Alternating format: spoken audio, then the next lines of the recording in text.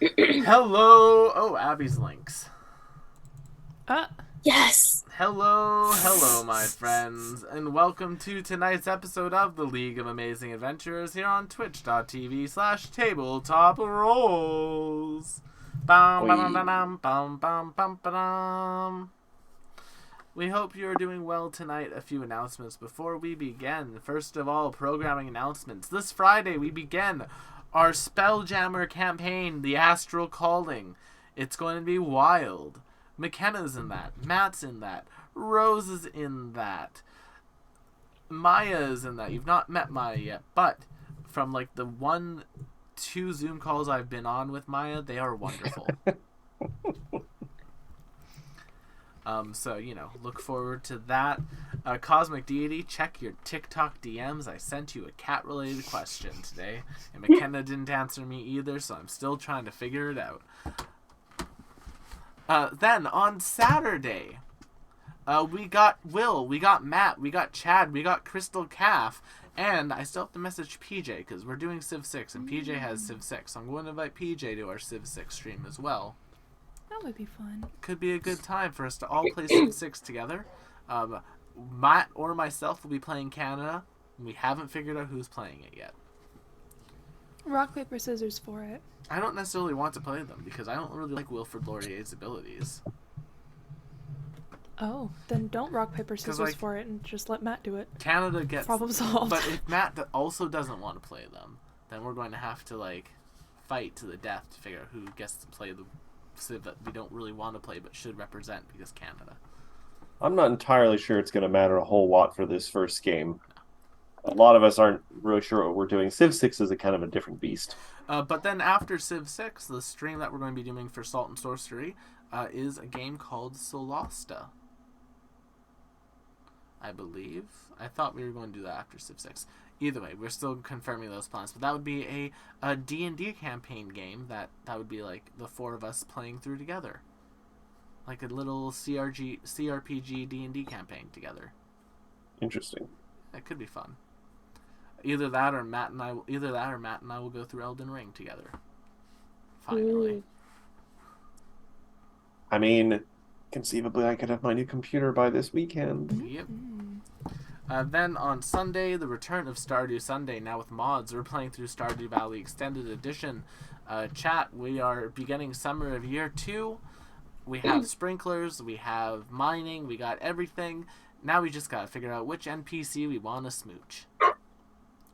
Ain't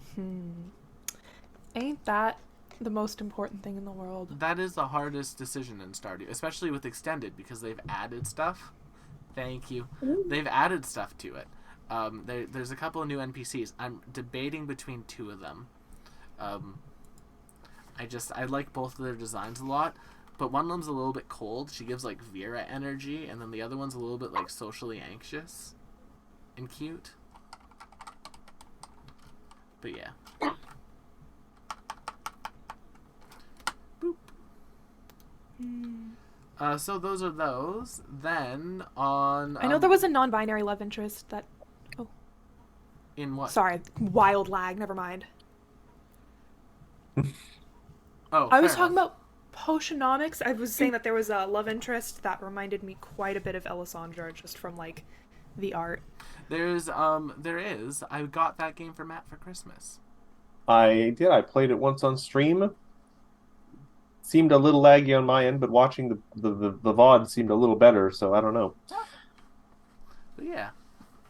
So we have all of that. Then Mondays, of course, Strength of Thousands AP, C Avi Avi. Going slightly off topic, Pathfinder released a errata the other day, and I am now tempted to do to add on to my tweets about the errata thread that I've done that a couple of people have been enjoying. I might just say, hey, next errata, buff the witch, ? Uwu. Yeah, honestly, the errata was and you get a Valentine, and Alchemist gets a Valentine, and every ancestry gets a Valentine, and nothing for the witch. Okay, goodbye. And I was like... Well, personally attacked. To be fair, it was a core rulebook. It was a core rulebook centric errata. No, there was also errata to the advanced player guide from what you sent me. Yes, but that's old errata. The newest one Oh, okay. Yeah, like that's they keep all the errata in the same place. Old errata. That's old errata. That's old errata. Okay. But then, of course, every Wednesday, League of Amazing Adventurers. We're coming close to the end of this campaign. Our characters are level 20. They have saved the world now twice. Perhaps it will be thrice in the near future. I'm looking forward to that. And then we get to begin the wildest campaign in the wilderness. Yeehaw. You can tell that I am suffering Big Thunder Mountain withdrawal.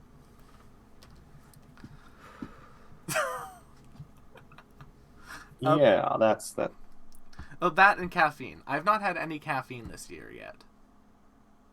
So that's Wow, a whole 4 days. well, no, I also throughout the entirety of December I didn't have any caffeine. Oh, nice. Like I've been Does that include no cola? Yeah, I've had no Coke for like the last I mean, 40 that I'm days. happy for. It's probably good, less sugar. It is. It's so weird, y'all. It's so weird.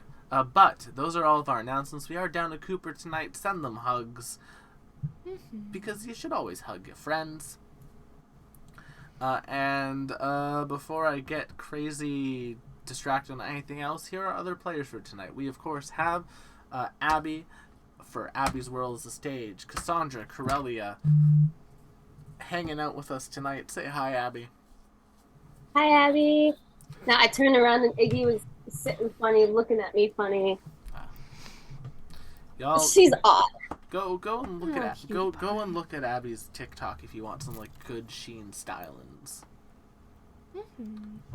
Or is it Yeah. Shein? I don't know. Girl, they Curly. sponsor you. I apologize in advance if I'm hacking a lot. I had COVID last week. Might still have it. Oh. Send And all the let me healing just vibes. say- And that is why Aw. Abby was not here. Speaking of sponsorships, though, and TikTok, someone who you should sponsor on TikTok if you have any sort of ability to do so, McKenna, playing Nimbus, because of the high quality Bye. content that you make. That's funny No. and usually very entertaining, and I don't sometimes think you can sponsor directly on TikTok. I mean, I guess if you are a business watching our stream and would like me to, I don't know, show off some dice or something, I could do that. Dice, Or- you say? But- I'm Put waiting. your Venmo in your bio. I'm waiting Huh? on my dice. Put your Venmo in your bio. Yeah. Oh fuck, I should do that, huh? Girly. I mean, I've done that. I haven't gotten a cent, but it's there just in case. But it's there. I am waiting actually on a set of dice from a local manufacturer in Winnipeg. I'm going to be showing off on stream when I get it. Very excited. Matt also Nice. got a set from them. Just Nice. a little bit after me, so they're going to have to wait a bit longer. Well, I am playing Nimbus Evangelina Malthea Saint Altair, as well as her familiar Merle, and we've got tea to unpack tonight, my friends. We have tea. Yes, and the person who is partially drinking that tea, and also, has rocks for brains in another side of their set, Matt. Rocks for brains, indeed. Yes. They're the best rocks. Hello, I'm here mostly playing Garl, but sometimes being pulled back into my previous character, Professor Chip, because unlike a lot of people, I didn't stop playing a character because they died. I just changed characters. Mostly for party comp reasons, honestly. We miss Chip. But yeah, Peggy. so... But not in the way that Chip misses with his ghost bullets. That's everything. I'm going to roll our intro, deep. and then we'll get started.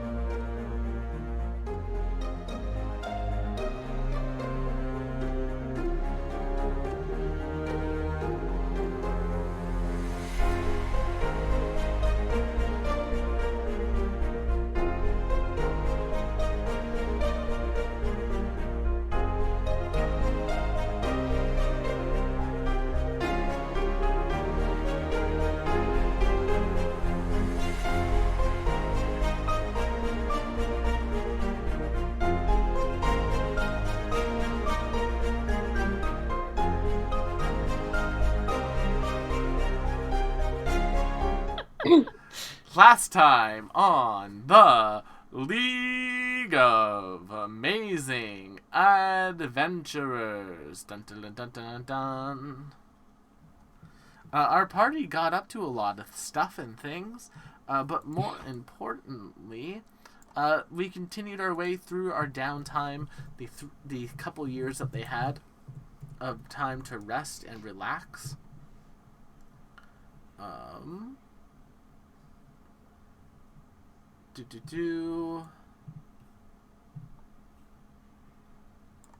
Copy. And during that downtime, a few things were discovered. Number one,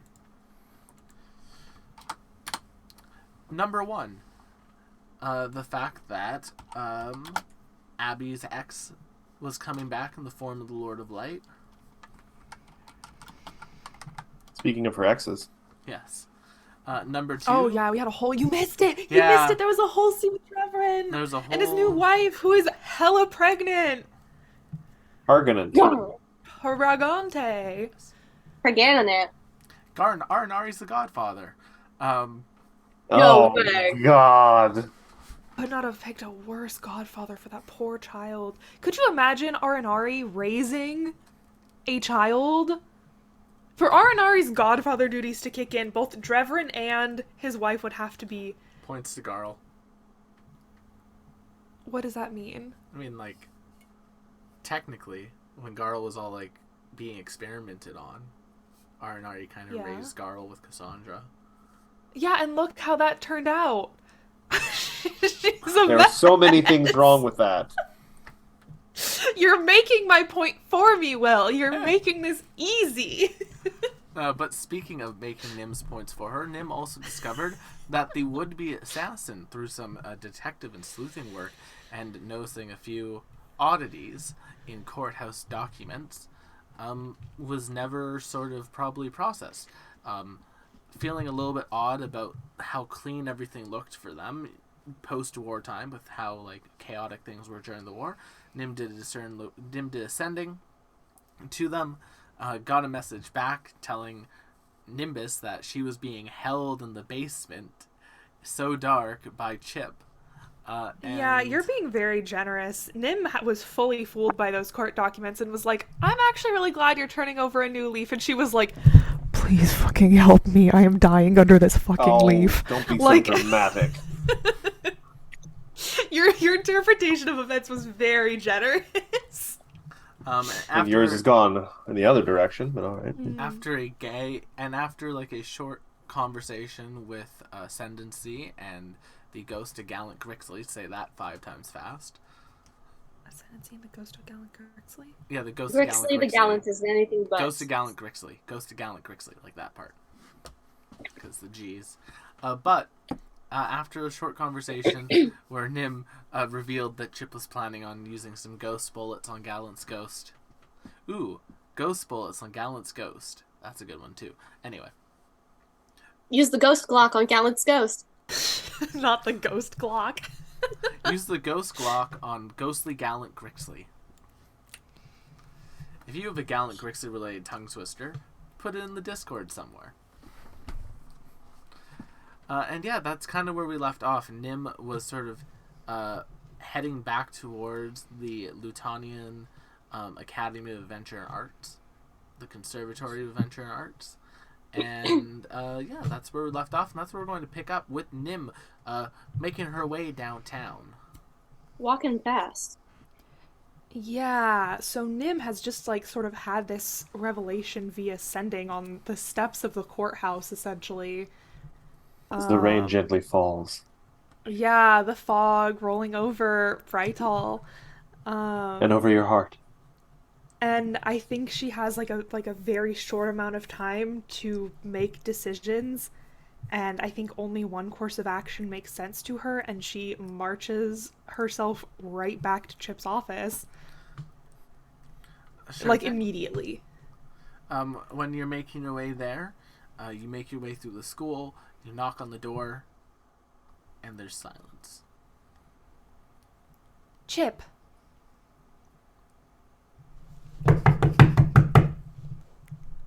Silence. Breaking and entering. I message him. Chip, we need to talk. You have reached the subconscious of Professor Nicholas Chip.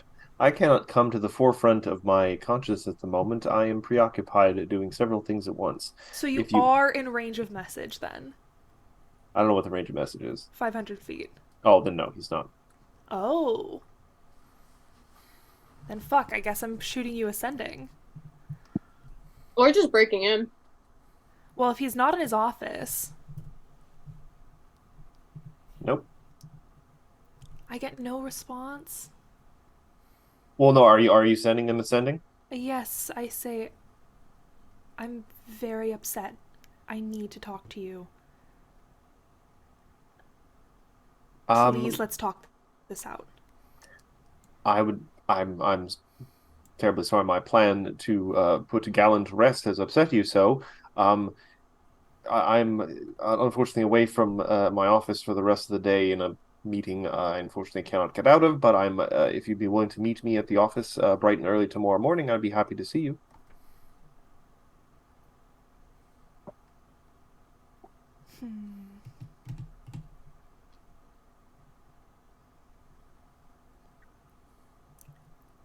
Can we do tonight? Is that a second sending? Yeah. I will see what I can do, but I can't make any promises. This unfortunately is important league matters. I will make an effort for you, Nim. All right. Nim will post up at Chip's door. Breaking and entering! I guess actually I what does can post go up mean? inside. Yeah. Post up just... Yeah, I can go in, because I have a key that essentially unlocks any door, unless there is a trap or something. Well, as long as you've been in that room before, you can just open it to... Yeah. Yeah, I think I'll wait inside. That way I'm not just standing out in the hall. As you're sitting inside the office, the bookshelf you know leads down is just there.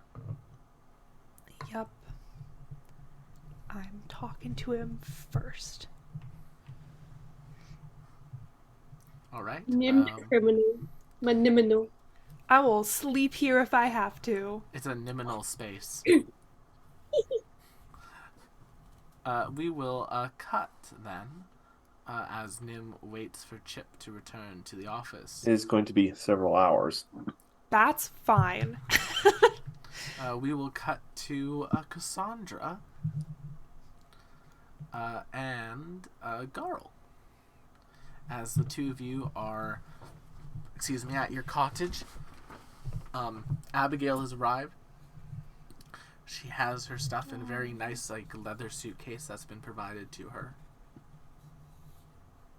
I should ask Will, how's Garl feeling today? On a scale of 1 to my head is going to split open and there's going to be a crystal where my skull was, like a 4. So kind of a background kind of radiation, kind of Yeah. mild headache all day. Yeah. Poor girl. I I'll mean- get Abigail situated in a spare room. Yeah. I was like, thank you very much, Corellia. Oh, there's no ghosts here.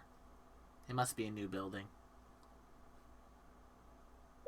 Do you want ghosts? I mean, we could arrange that. Kind of glances sideways at Cassandra, Oh, no, like I'm looking for just- permission. I'm just kind of used to it, like there were so many ghosts near the orphanage that you just got to know your neighbors, except they were like spectral and could float through walls, and sometimes tried to possess people. Well, I never thought about it, but maybe that's what drew me to the place in the first place, is I couldn't see any ghosts. I mean, no one really lived around here before. I think this was an empty field until we made the cabin. Oh, but there is possibly a neighbor for you, and Garl's going to pull out a very crudely carved wooden bear. Like, not a teddy bear, like an actual bear shape. And we'll handed. Like, this is a new friend for a new home. Oh, it's cute. Does Thank it you. have a name? I will leave that up to you. All right, come on, Winnie. And then you're going to carry that and put it into their room. Carl looks down at her hands at all the whittling cuts that she's bandaged up. I really need to work on that. As long as it's not wearing a red shirt, it's in the public domain. Eh. So, as Abigail's getting situated, she's sitting down there. She comes back out. She's like, okay, so do I need to do, like, housework? Do I need to, like, go get a job or anything? Like, the orphanage had me. I helped out with some, like, bills at the orphanage. I was working as a waitress in the Familiar Cafe, and I would say I was pretty good at it. You know, I got a lot of money from Nim's mom, so. I think it's your home. Do as you wish. Although Hecate gets needy sometimes, so if you need a little familiar around, Oh, I remember Hecate. And, like, she comes and, like, goes up and snuggles. slink. Yeah. It's like, oh, it's so good to see you. Are you happy, Hecate? And Hecate kind of, like, curls up. You know how Hecate goes around your neck sometimes? Yeah. Yeah, and Hecate does that with Abigail. It just shows, like, Oh. you know, she was pretty close to those familiars in general, even after you adopted them. Hecate and Abigail had spent a good amount of time together, so they get on pretty well. Yeah, Abigail's just like, all right, well then I guess I've never been to school before. Maybe I'll see if there's a school that could be fun. Let us know if the school has ghosts. Ghost in the schools. Some sort of phantom. I just, sometimes I know there are paranormal clubs at schools. I mean, at this point, Abigail's like 13 years old now. I know. Yeah. But yeah, I guess take this time to just relax. I mean, you. technically speaking, the two of you are my guardians now. I suppose we are. Like, on paper, like, legally, I am your kid. Carl just kind of goes 1,000-yard stare, thinking of the implications of that. Carl, are you all right? Carl sits down. Carl, Yeah. are you okay with this? I mean, yes, it's great. I just never expected. Oh. Carl gets a little misty-eyed. Oh, Garl, there's ghosts around you. They're hugging you. Carl just pats Abigail on the shoulder, like, I need to go chop wood, Okay. aka sublimate my feelings. Yes, because on a side note, y'all, Abby can see the ghosts that give Garl the rage abilities. Ooh. Cassandra will turn to Abigail and she'll be like, side quest for you. If you can help me convince Carl to go to therapy. I think that's very important. The orphanage started giving us all therapy, especially, after a lot of us were abducted by Mothman. It was kind of necessary. I'll be right back, y'all. Yeah, I can see why. That would be traumatic for most children. Yeah, like, you get abducted by a moth person, and you kind of don't look at things the same anymore. I don't know. Like, what's there to do? Is there, like, a children's museum? That could be fun. A zoo? Ooh, I think there might be a zoo. Yes, there is a zoo in Brighthall. It's a very nice zoo. I don't know, like, wherever y'all. It's like a Saturday, so if you want to go out and do something, I'm happy to come with you. I'd love to explore the city a bit.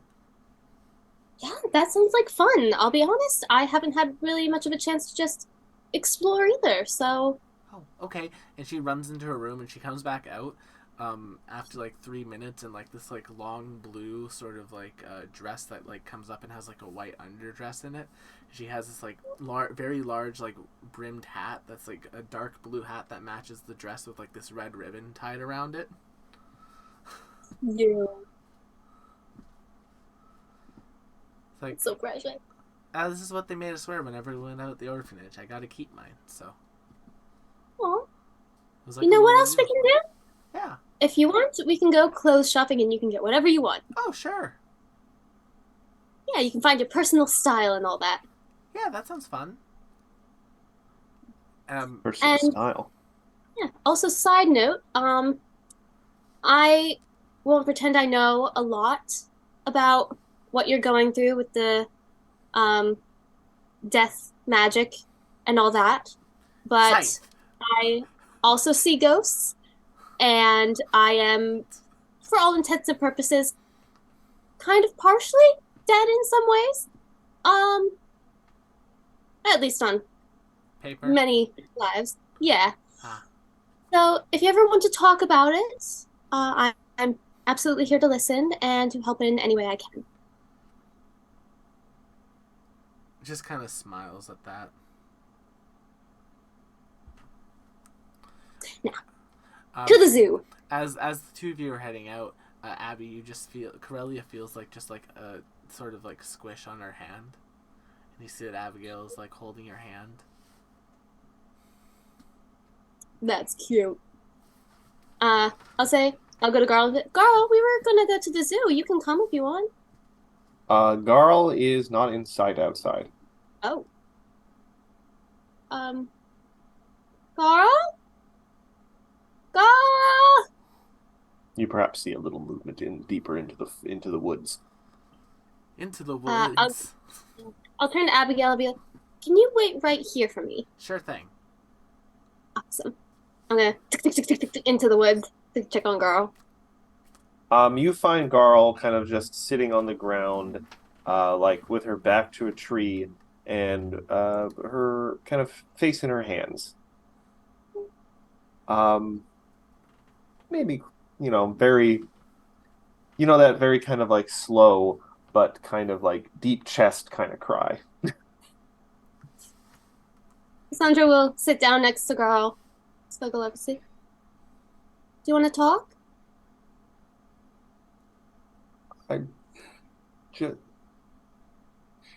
I will be okay. I don't know. I don't know why I never imagined a future with like a little one to look after. I don't know if I just thought it wouldn't fit into my life and what the things that happen in my life. And now I worry about even more so the future. It was hard enough thinking about what will happen with you if I don't get better now. I'm starting to worry about Abigail. Like, well, I don't want to put her through that. She's so young.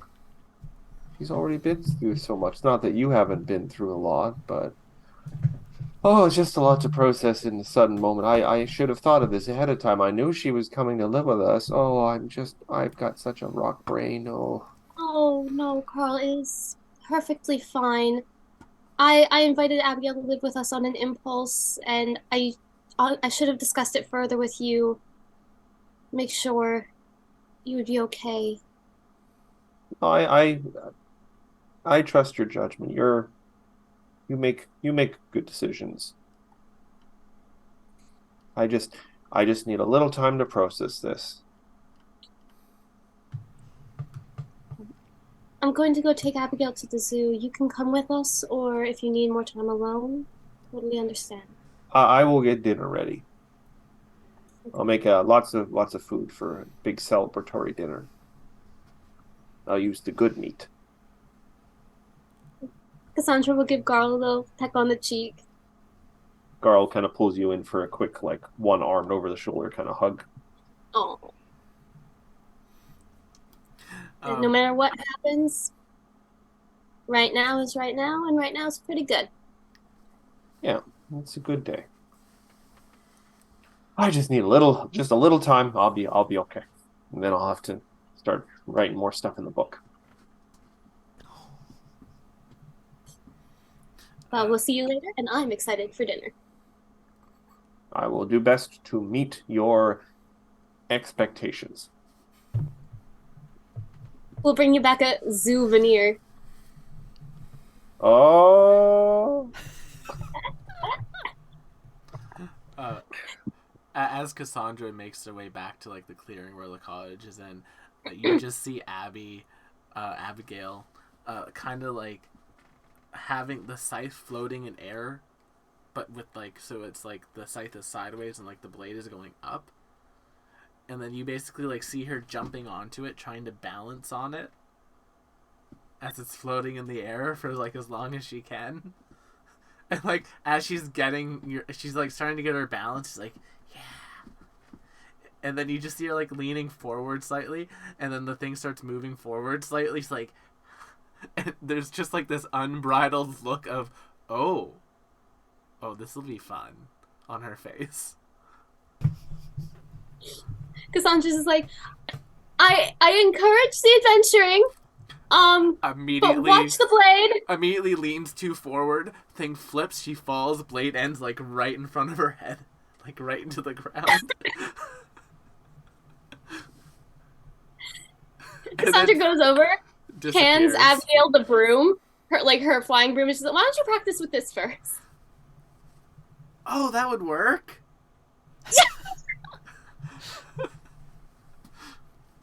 And yeah, the two of you head out and begin making your way to the Zoo of Brighthall. It is a beautiful zoo. It's like huge open enclosures. They have every type of animal under the sun. They have a whole owlbear exhibit. They have like a big area. It's like the owlbears of Lionburg, and like you can like crawl through like owlbear dens. Are they like? Owlbear. Yeah. Cute. And there's like, and of course, you know, it's a zoo, so there's like plushie versions of all the animals. So there's like owlbear plushies. And then, I will bring this plushie home for Garl. fair enough. There's I also would like love a that. couple exhibits with those like drakes that you slaughtered en masse that have been like had their wings clipped, so they're stuck now in the zoo. I'm not sure I like that.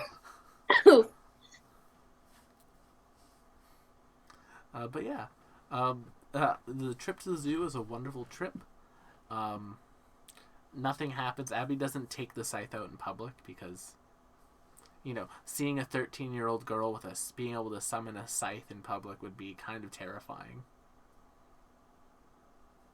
To most. to most people. Yeah, like as the two of you, Skeletor meme. Joke's on you. I'm into that shit. but yeah, the two of you have a lovely day. Nim, hours go by. Like 4 hours go by. You just waiting?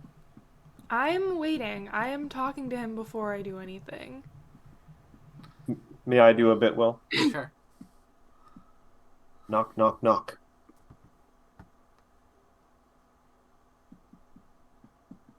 Who is it? Message for, hold on a sec. For Nimbus Evangeline Almalthea Saint Altair? Little squeaky voice. This is she.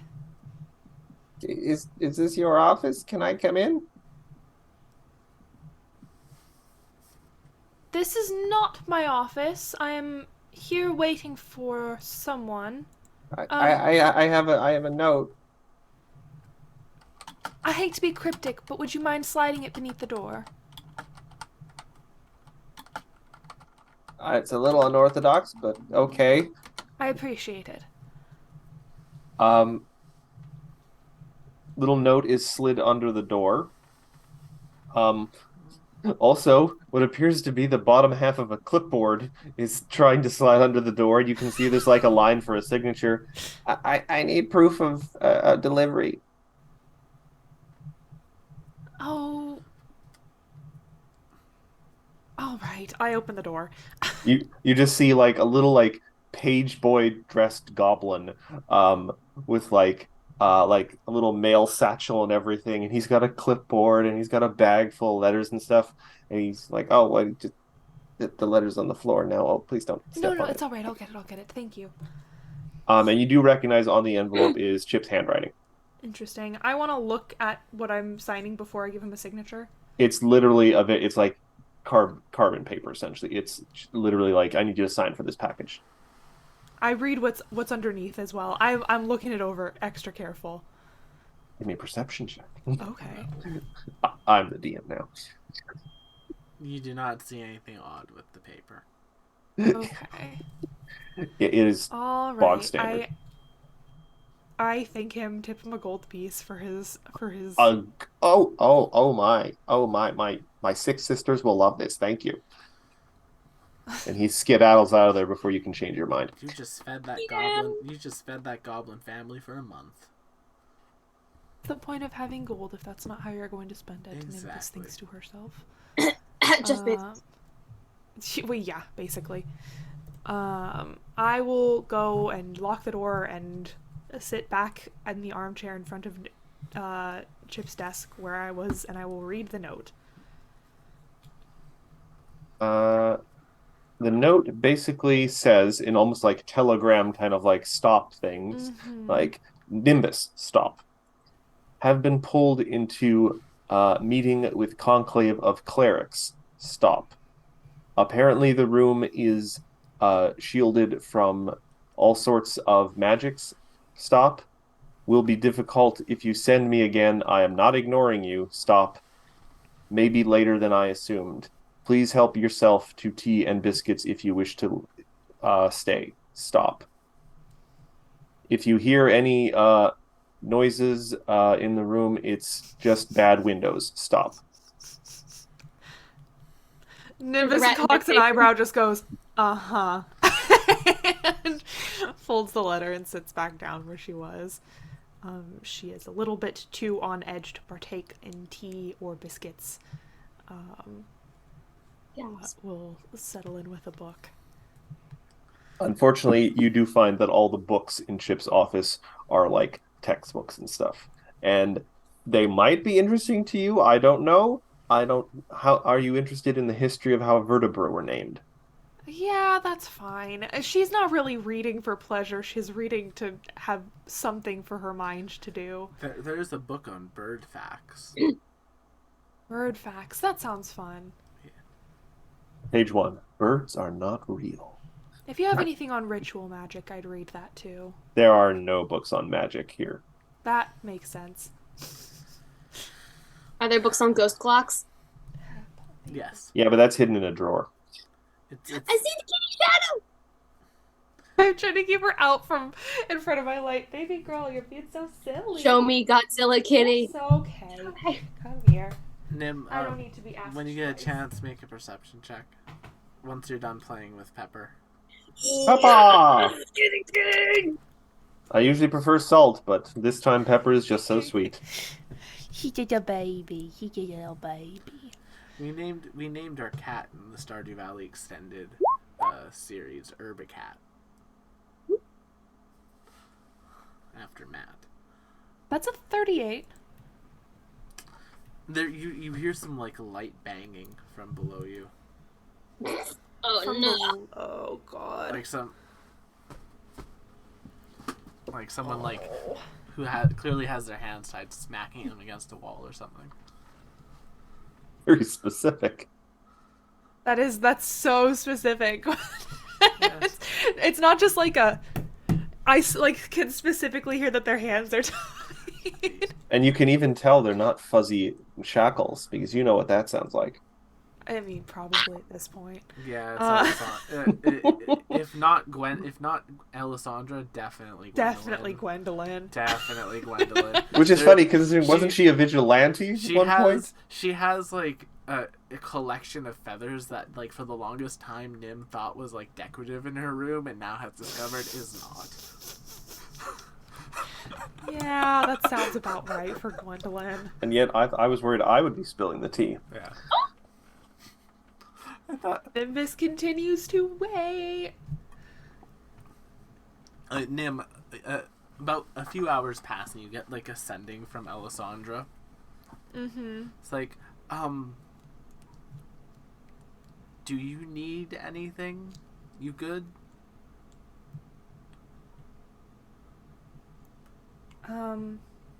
Good for now. Thank you for checking in, though. Get another setting. Let me know if you need any help. I'm pretty sure they never liked me anyway.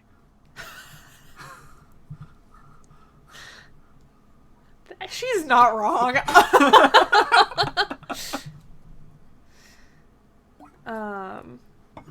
Yeah, I'll respond. I just want to talk first. Fair enough. I'll let you know.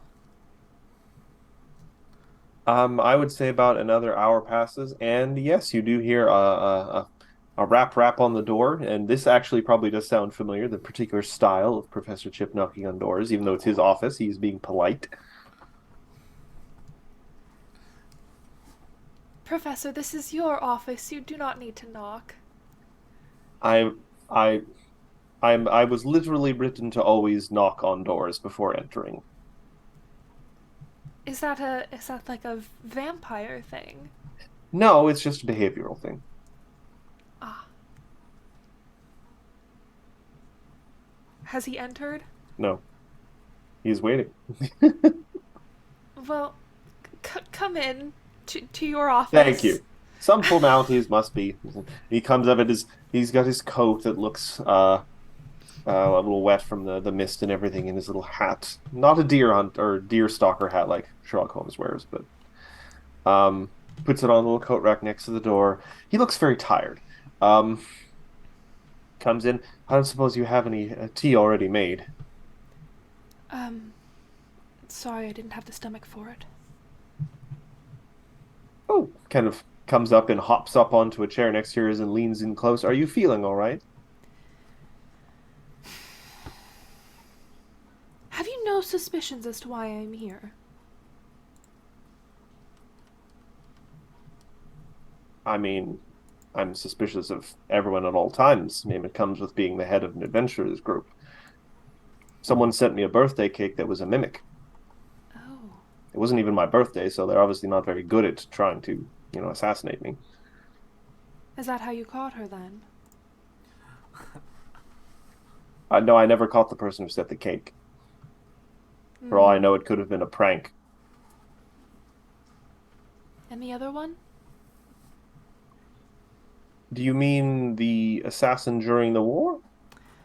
I mean the assassin you have locked behind your bookshelf in the basement, beneath your office.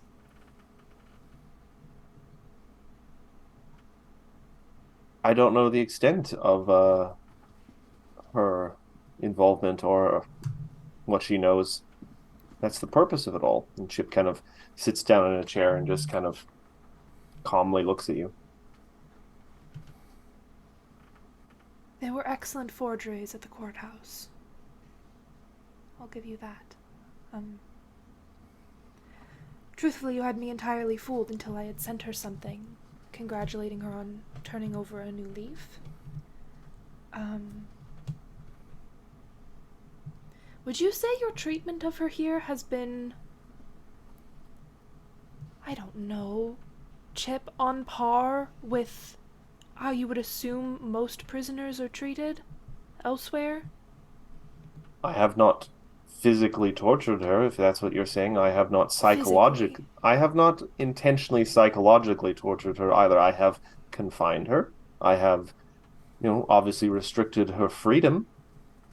But I am convinced that there is still a threat, and that this is the only lead I have. Lead on what? I have a theory. I don't have a great deal of evidence indicating that it could be true, but I have enough that I have continued to hold this assassin in custody, that there is still a network of loyalists to the old regime who, at the very least, seek to carry out revenge against those who toppled their power structures. There have been irregularities and odd occurrences throughout the city. And a pattern, I believe, irregularities. There have been thefts. There have been abductions. No murders yet, mind you, but I believe that they have shied away from murders because of the obvious attention it would bring. I have had, especially in the few years that the normal police force has been reestablishing themselves and ridding themselves of corruption, it has been hard to get them to investigate things without, a great glaring sign above them saying, "Look, I robbed someone" or "I killed someone." They don't have much time for what they call talk of conspiracies and of shadowy agents. But call me paranoid if you wish. I have done it myself on more than one occasion, but I simply can't bring myself to let go of this lead. And that justifies locking her in solitary confinement. In a dark room? I mean, it's not dark when I'm in there. I'm just simply trying to promote her to sleep when I'm not around. And how often are you in there? At least once a day. Not for very long necessarily. But it's not like a Goodness. tiny box made of cold stone that with mildew or anything. I'm not a dungeon. I don't know someone who keeps a dungeon. She is being kept so that I have access to her and that she does not feel like she is living in the lap of luxury, and so that she is inclined to answer my questions. And has she answered anything yet? Do you even know if she would know something like that? I have gotten enough inklings, and she has answered a few things in such a manner that I am still suspicious.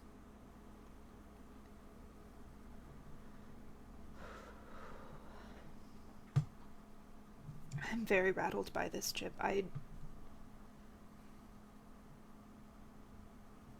She is no friend of mine, to be sure. After your name was Gwendolyn's, my Gwendolyn, and Alessandra an ascendancy after, so I have no great love for her, but I don't think it is fair to keep her imprisoned with no proper trial. I mean, it would be one thing if you suspected that she was so slippery that she could not be held in a proper prison, but even then, I think there are alternatives to confinement that... I mean, there are rituals to hold people to their word for those types of things that would at least give her freedom to go home. Surely she has family.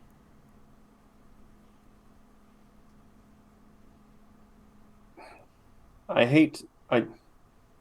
don't wish to disparage your experiences, Nim, or the trials that you, Garl, Cassandra, Lynx have gone through leading up to your return here to aid in the resistance, but there were things I saw. There were things that occurred here that rattled me to my core as well, that I swore that I would never allow to happen again. Trust that was abused, and I lack of a better term, abominations of treachery and magic that were performed that slipped directly under my nose. People were hurt and people died because I let things to chance in a way. Like, say, letting a prisoner go to a place where they are not under my supervision, where other people that I do not know, that I cannot necessarily trust, have access to them. The greatest piece of security I have at the moment is secrecy. If, for one thing, if she were let go, there would be certain people I know now, who would know that she is alive and would have almost probably an easiest time finding her as you did. I understand very well why you might feel the need to... micromanage might be the wrong word, but to make sure that you have I've been called worse. everything in your sight at all times, but I know that this is not the right course of action, or you might have told one of us. You certainly would not have lied by omission about it to me. If you honestly thought that you were in the right here. Chip kind of gets up out of his chair, walks over to the window, and he might gaze out the window in thought, despite the fact that he doesn't actually come up to the level of the window. There's like a little step stool. Yeah, just so he can look outside. And a tripod for the sniper rifle.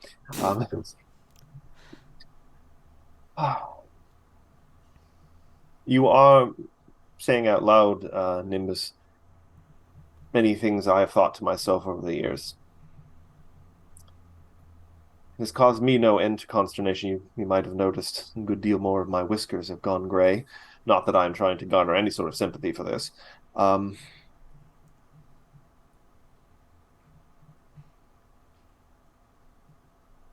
I suppose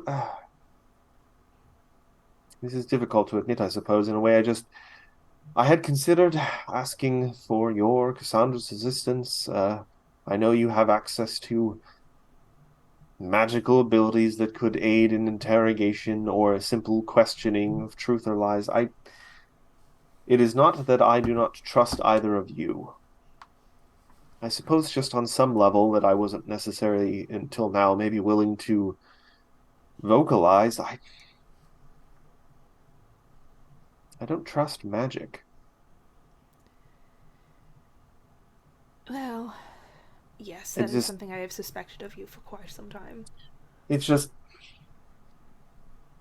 my life, the way I look at the world and how I interact with the world is based on science, for lack of a better term, and the scientific method, empirical processes and methods that can be tested and repeated with predictable results. And I have, in my experience, and I'm aware this is only from my experience, magic just doesn't offer that same level of certainty. It is often at times linked to temperamental forces or temperamental gods that have their own agendas. Isn't it interesting, then, that you, yourself, are a being of almost entirely magical creation? Yes. I suppose perhaps that's where my flaws emerge. Did I ever tell you, Nimbus, of what happened when I was... did I tell you this story 8 years ago now, of what happened when I first came into the world? I don't believe you did. It was not a clean transition from oblivion to existence in a way.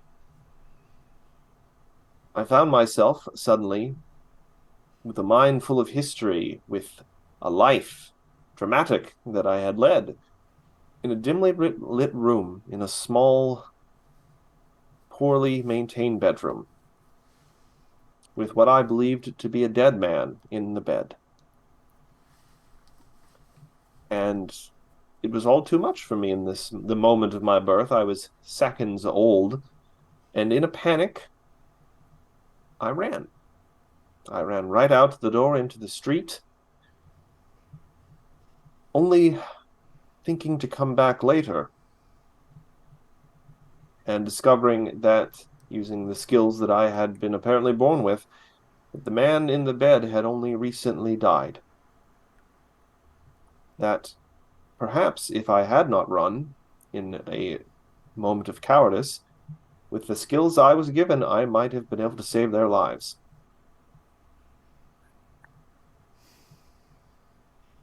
I also learned that it is very likely that man, in a way, was my creator.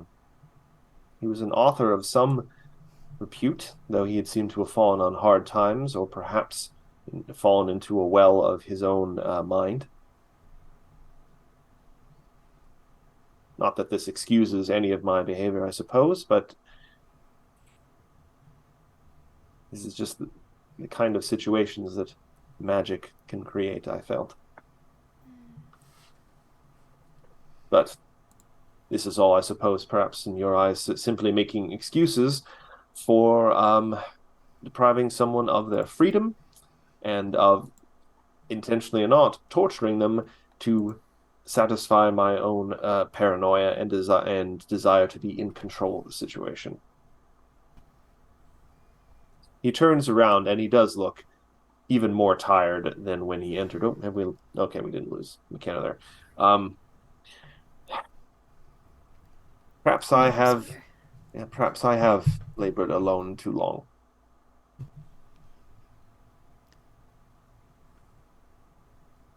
What would you have me do, Nim?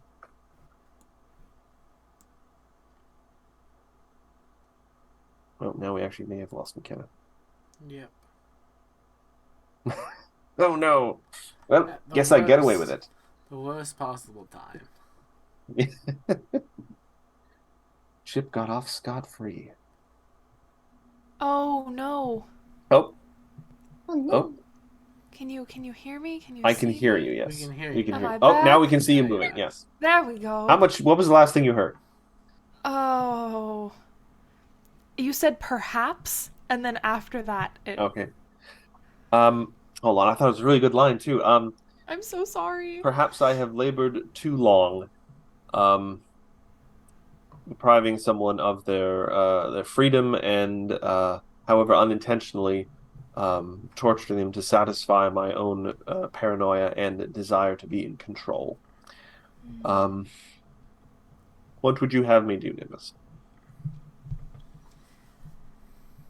You see Nimbus kind of tent her fingers and ponder that.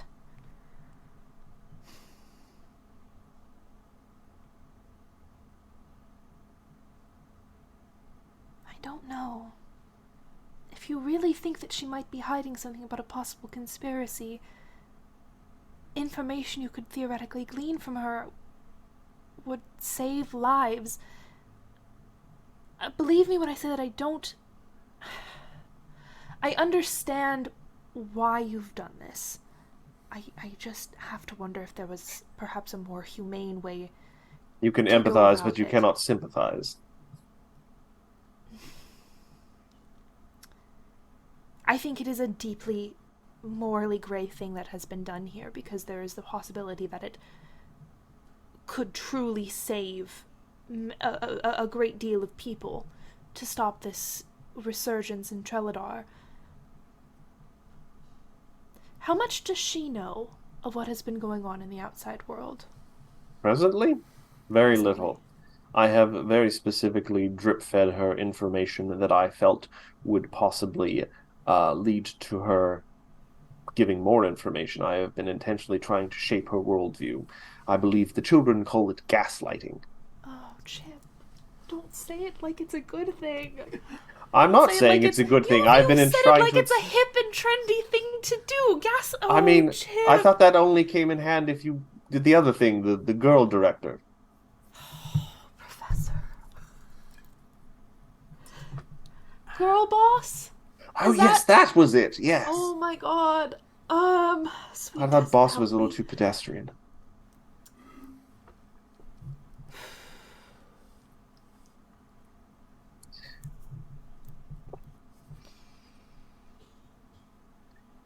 I think How about offering this? her... I have a suggestion, Nim.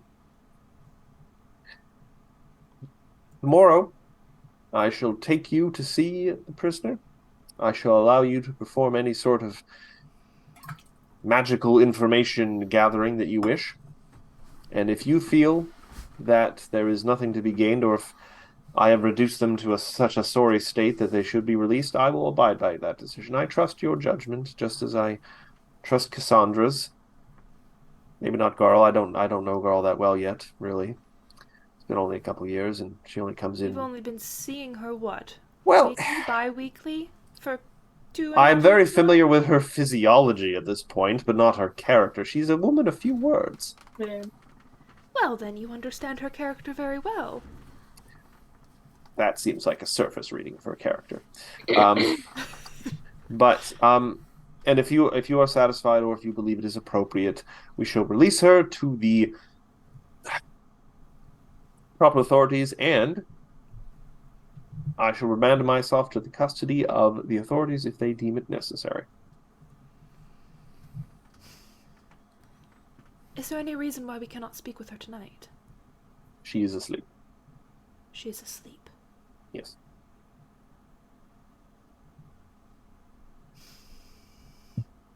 Would it be horrendous to... Is it... What hour is it?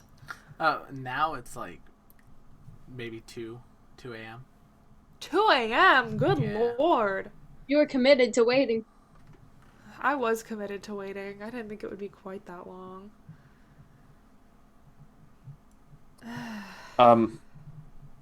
I do have a few things to check on him that might make this process a little easier later. But in the meantime, and he gets a bit of a mischievous smile on his face, I want to show you something. He wanders over to the bookshelf, and he pulls out a combination of 3 books, and it does creak open, and you can see that there is what begins to be a spiral staircase. And he wiggles his tail a little bit. Follow me. And he walks down the spiral staircase. He leads you. It takes about 2 minutes to go down the spiral staircase, and then you find yourself in what appears to be a well-lit kind of like cozy little study. It's got carpets on the floor. It's got various bookshelves around the room. It has what appears to be a closed cabinet.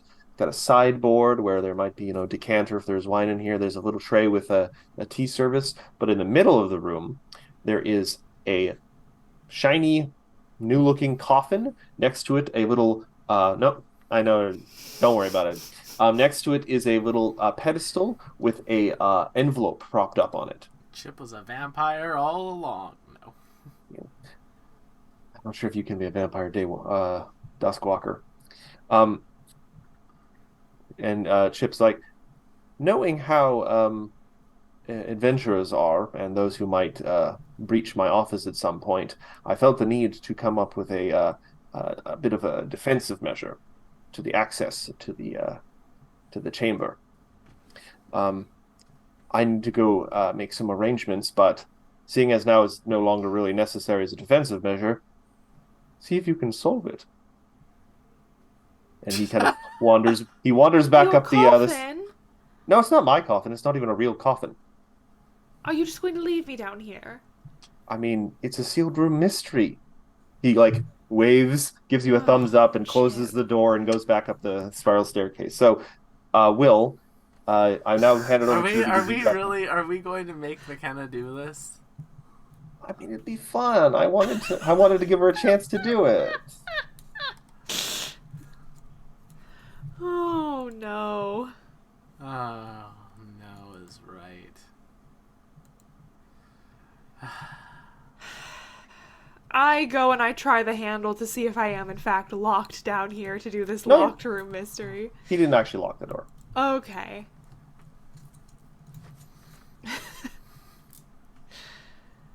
Nim looks at it, just feels how tired she is, and just follows Chip back up the stairs, pokes her head out and says, "Oh, okay. I do adore a good mystery, but I am also very tired. Shall we reconvene tomorrow, then?" Yes. I hope you do not mind. I did clue in Cassandra links Gwendolyn and Elisandra as to what was going on and where I was. That explains why the door wasn't smashed down. You didn't tell Garl. Yes. Well, it's so hard to get her to a doctor these days.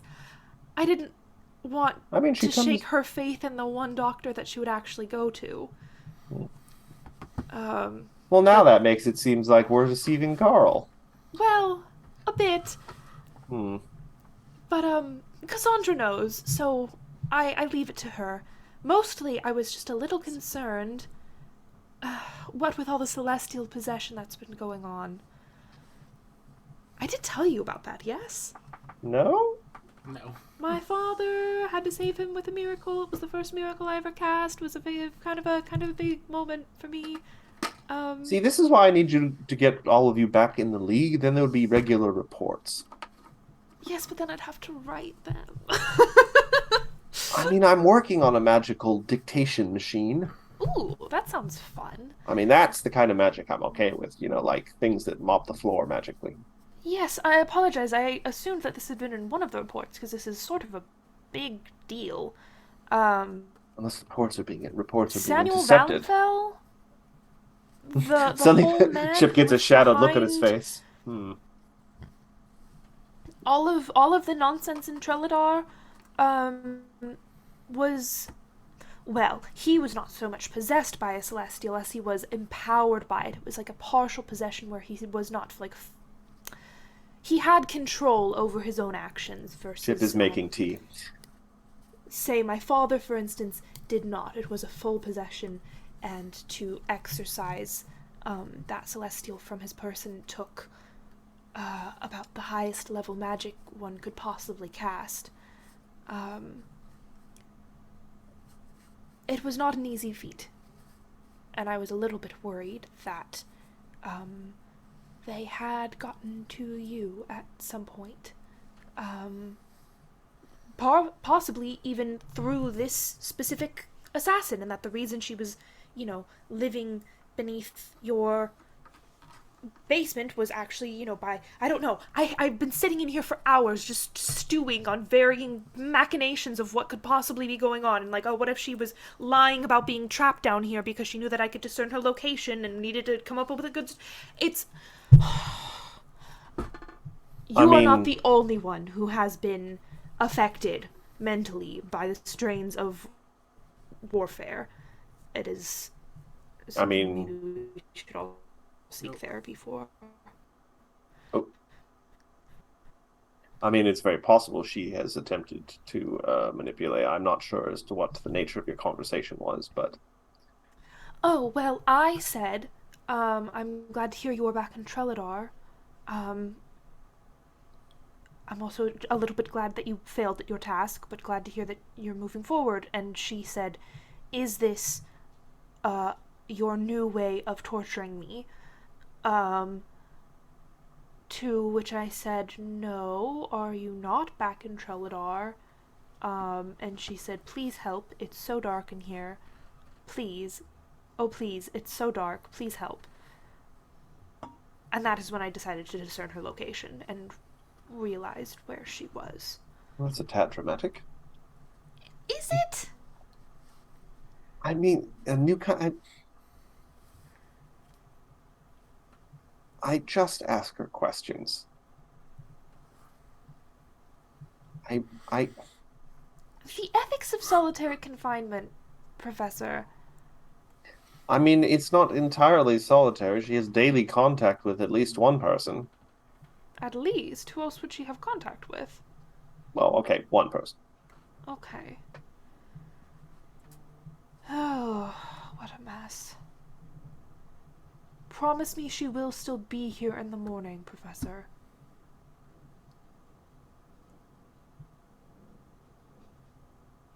I promise you, Nim. She will still be here in the morning. Is he lying? No. Okay. And promise me you will still be here in the morning? I mean, I'll have to be, yes. All right.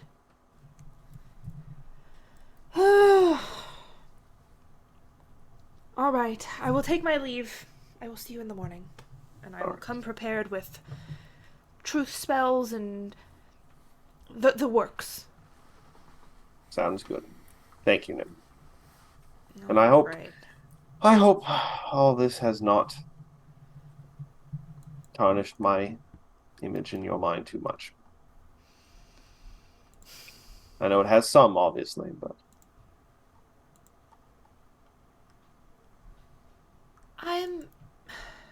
I am a little disturbed by it, yes, but if I thought that this was not a relationship worth maintaining, I would not have sat here and had this conversation with you. I would have tried to rectify it on my own, but you have been a wise mentor to me and a good friend for many, many years. And I would not be so quick to throw that away. I'm sure you are a man of reason, and that is why this was the only course of action, was to sit here and have a conversation with you about it. Well, I appreciate that. Yes, well. I'll take my leave then. Good Have a night. good afternoon. Nim. Good afternoon. It's 2 o'clock in the morning. Oh, sorry. I thought we were doing it the other way around. I thought it was 2. Yes, all right. Chip goes down and executes the prisoner. No! I'm joking. It doesn't seem to serve his I mean, he did Okay. promise you would be here. Nim, you're making Yeah. your way back But what does he home. gain by killing her? Yes.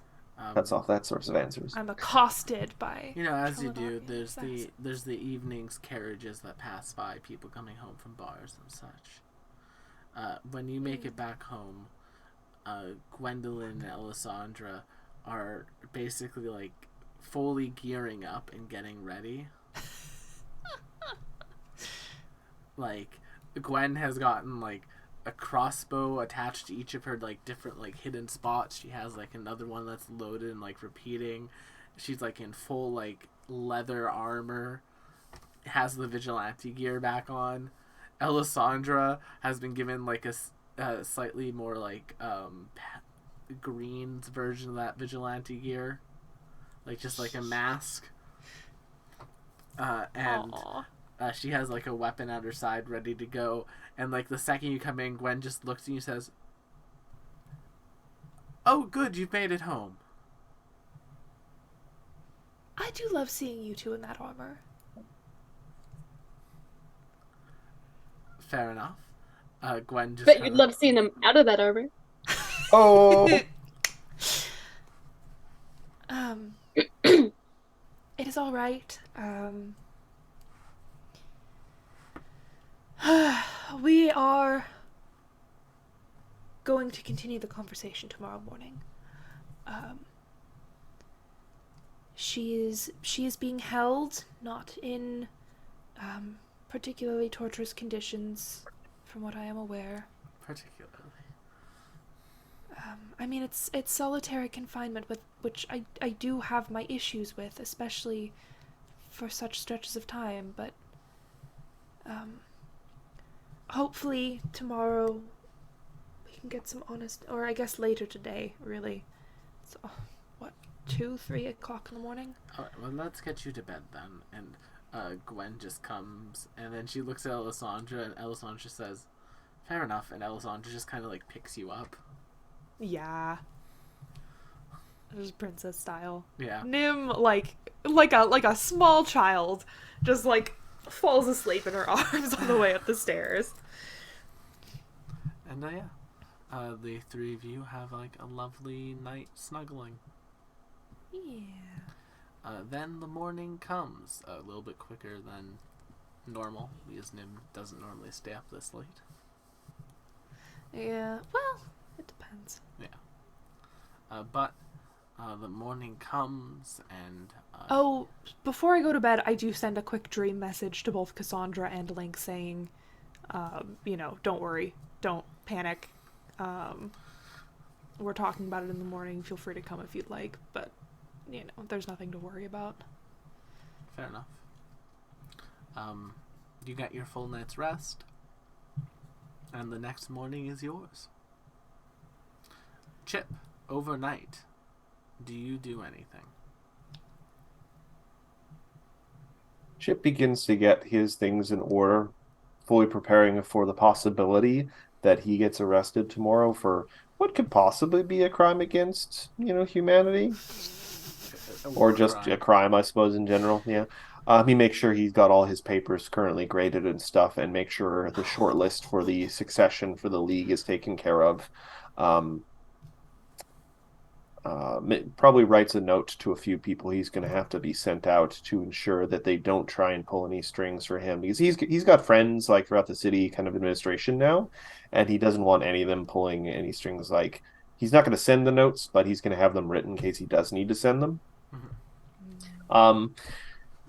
It's sort of like Chip's been kind of holding his breath about this for like 2 years now, and Nim has finally given him an excuse to kind of breathe out, and he's like, all right, Time to let the cards fall where they may. Fair enough. He took sort of a risk trying leaning into this, trying to find if there was something to the bottom of it, and now he's just essentially been brought out of it and proved to himself that no, this was just you, Chip. This was just you all the time. Um, so also he scans the courtyard for Gallon. Yeah, One last chance. He is just kind of floating about. He does like a rap. I mean, Nim's already got something else on her mind. The game. Nim's already kind of mad at me. What if I just made her really mad at me? What if I just handed him the bullet? Would that work? In for a penny. Gallant kind of comes to your office at like 5 in the morning. All right, the gun is away at that point. Chip, you're still up. It is good to see you burning the midnight, or I suppose early morning oil this time around. Hello, Gallon. And how are you today?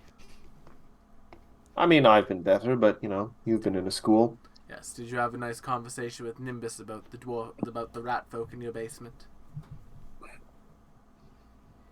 I mean, I had a conversation, yes. Well, that's Whether or not it was a good conversation is hardly up to me. It's important for people around you to keep you in check. Well, yes. Gallant, in some cultures and societies, it's considered rude to drop eaves on someone in their own office in their private conversations, especially when one does so using natural abilities that most people do not possess, like being able to pass through walls, just hypothetically speaking. But we're so close and such good friends, Chip, it doesn't matter. It just If kind you of say smiles. so, If you say so, Gallant. Perhaps. Anyway.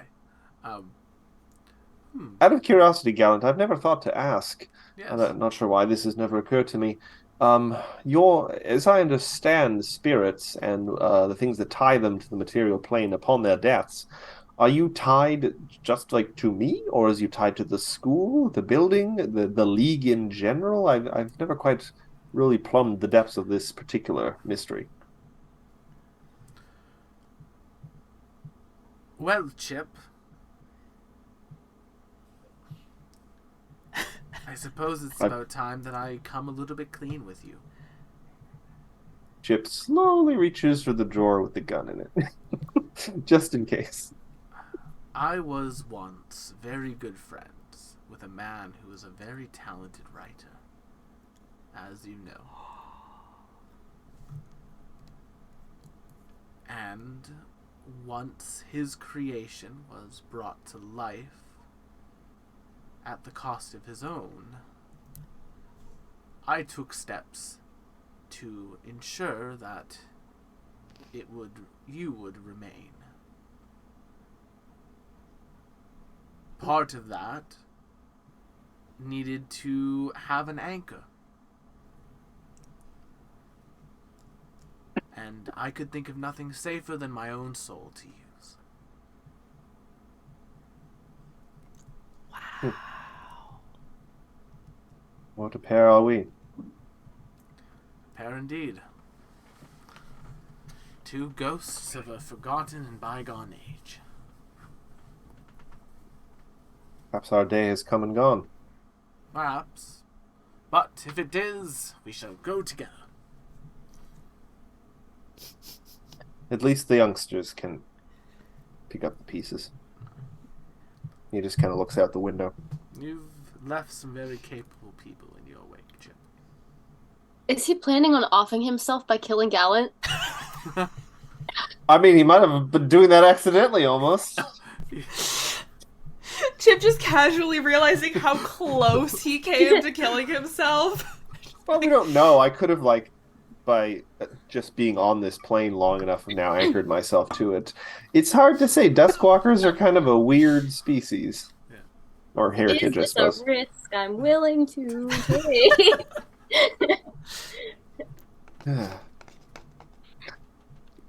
But yes, Chip gets what little rest they can get. He has some chamomile tea. That always helps him sleep. You Puts on just his Ebenezer Scrooge nightcap and nightshirt.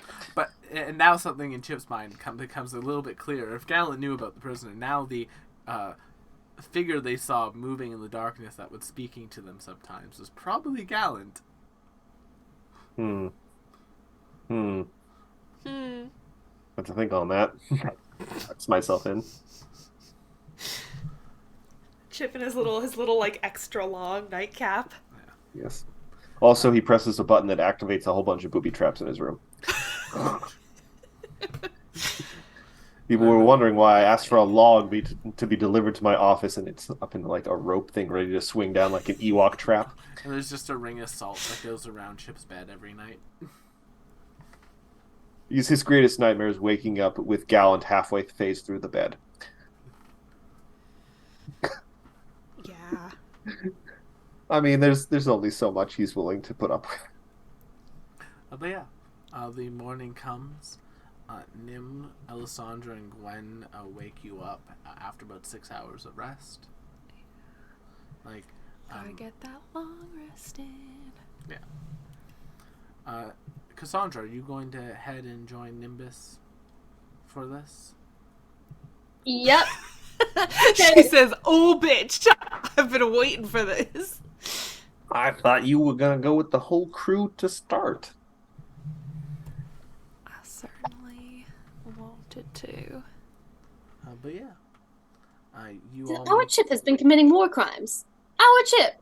Well, now, Chip. at most a war crime, not plural. On purpose. After war. Well, technically the war is not entirely over yet, which is sort of why I messaged you in the first place. But, This is conversation you guys are having in the street as you're walking, yeah, eating like as a we're, scone or something. sipping our We've got our morning coffees. coffee. We've got our Starbies. We've got... Warlock's coffee. Mm-hmm. Pumpkin spice season is over. Yeah, but peppermint mocha season is still on. Not on campus. Ooh. Yeah, and Nim will pick up probably a couple of different like scones or muffins as like I don't know what Doji eats, but she probably eats one of these. I weirdly assumed that they were for Chip. And I was like, we're really picking Me him up too. breakfast after this.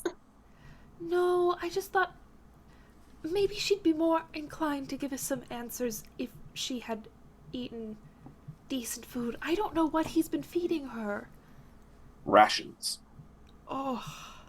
Perfectly serviceable, taste like nothing. Yeah, Nim gets her something fucking tasty. I mean, you don't know that. Sandra will grab her a Red Bull. She's never had the. No, this is the don't do best that. diet It'll she's give gonna have. you temporary flight. Well, boy. she's in a box underground, so It's like a fly in a tiny thing. poor So, Doji. You all appear at Chip's office. To be fair, just so the audience can visualize this, the cell is slightly nicer, but in the same sort of configuration as like Hannibal Lecter's cell in Silence of the Lambs. Chip! Hello, Professor Chip. So it is exactly as bad as Nimbus fiction. I mean, there's a comfortable chair. There are, actual pillows on the bed and everything. It would stand up, if this was a real prison, it would stand up to the best scrutiny. There's some Okay. fava beans, a nice Chianti, No, I don't care. It's your birthday. But yes, you were brought down by Chip. Well, Chip makes a point of leading you down the spiral staircase, but about halfway down, he puts a hand out in him. Yes. And then he pushes a small little bit of the stone wall and a hidden door. Yes.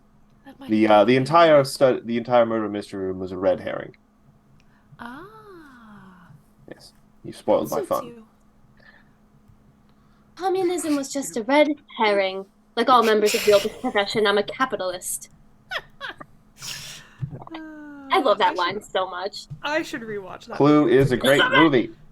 So yes, Chip actually just gestures for you to go down. Like I'm sure they've seen enough of me. I'll be in my office. All right. You head on The down. the light is operated via a crank to the immediate left when you get to the bottom of the stairs. Oh, one of those! I hate those! They always go off at the weirdest moments. No, not that kind. Just Look, I know you're not a fan of magic, but I think I will just use like a very gentle dancing lights for this one.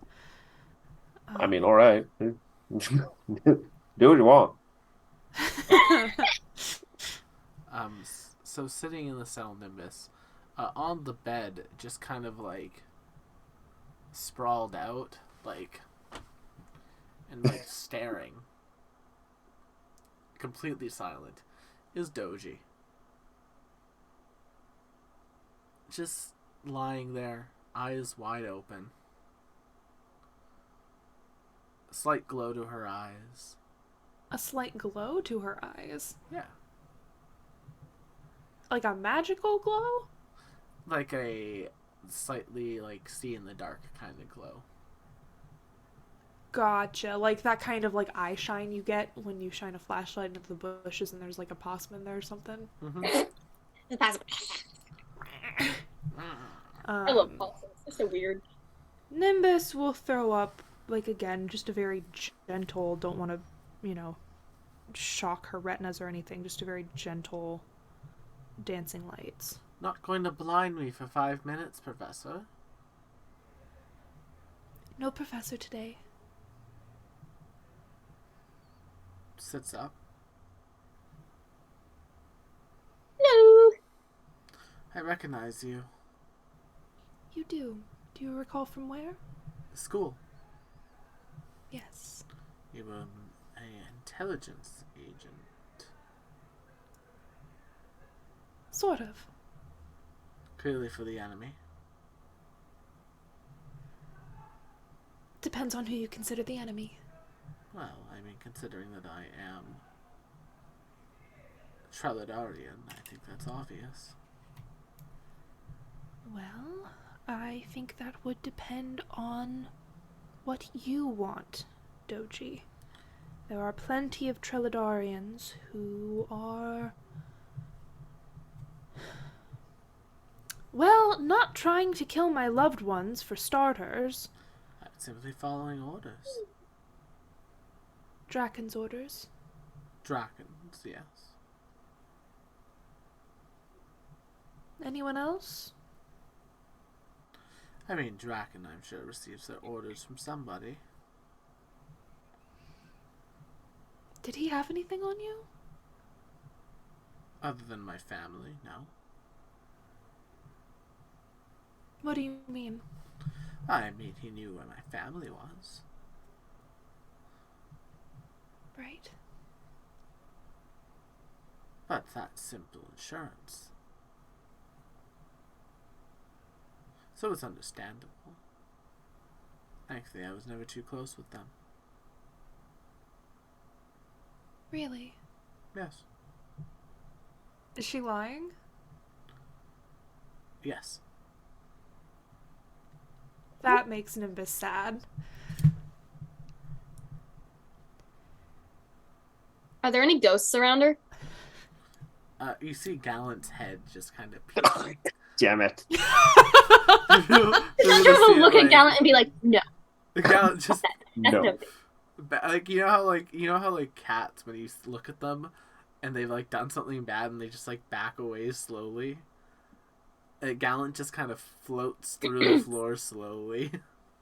That's right, go back, bug the professor. Well, it's a shame that you're not close with your family. I was Especially now. trying to see geographically. if... Sorry, what? Especially now geographically.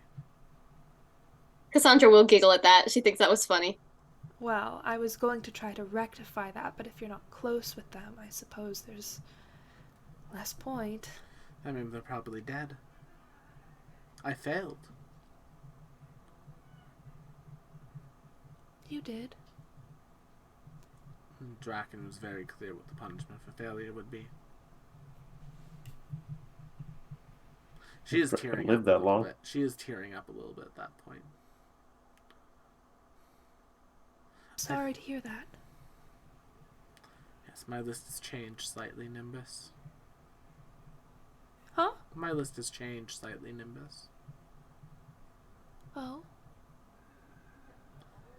Especially if what I fear to be true is.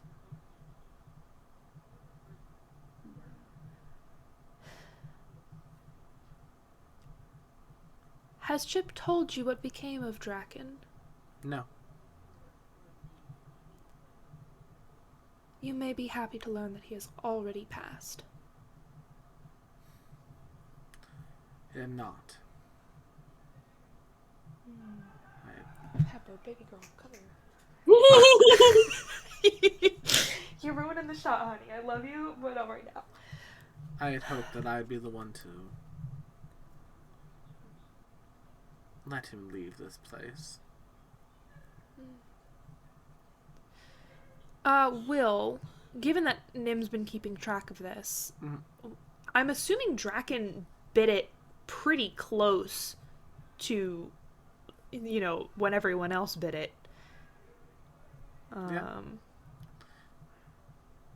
There was like a resistance rise up, and it is reported that Draken did pass during that time. Okay. I mean, Nim's not seen the So body. it's possible he didn't have time. Yeah.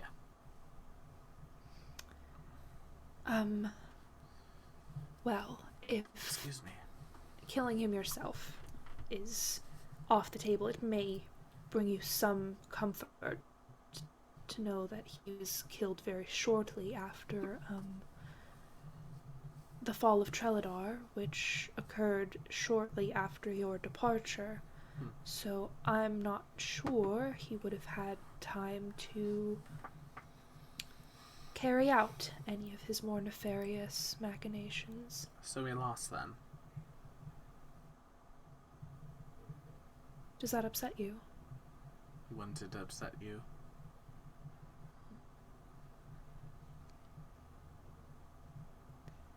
You can like. Did you know that I'm Treladarian myself? You can see in her face, by the way, Nim, that like she was much warmer when you first met her at that place. Whatever Draken did to this woman in training, whatever Draken like put her through has changed her completely. She has become very cold. Would it surprise you to know that I myself am Treladarian by birth? Yes, but you weren't on the side of Treladar for the conflict. No, but that's my point. I would not assume that just because you were working for Treladar that you had any personal stakes in their dogma. It was my home. And even though I was ungifted, as they would say, I was determined to ensure the prosperity that Treladar had would spread.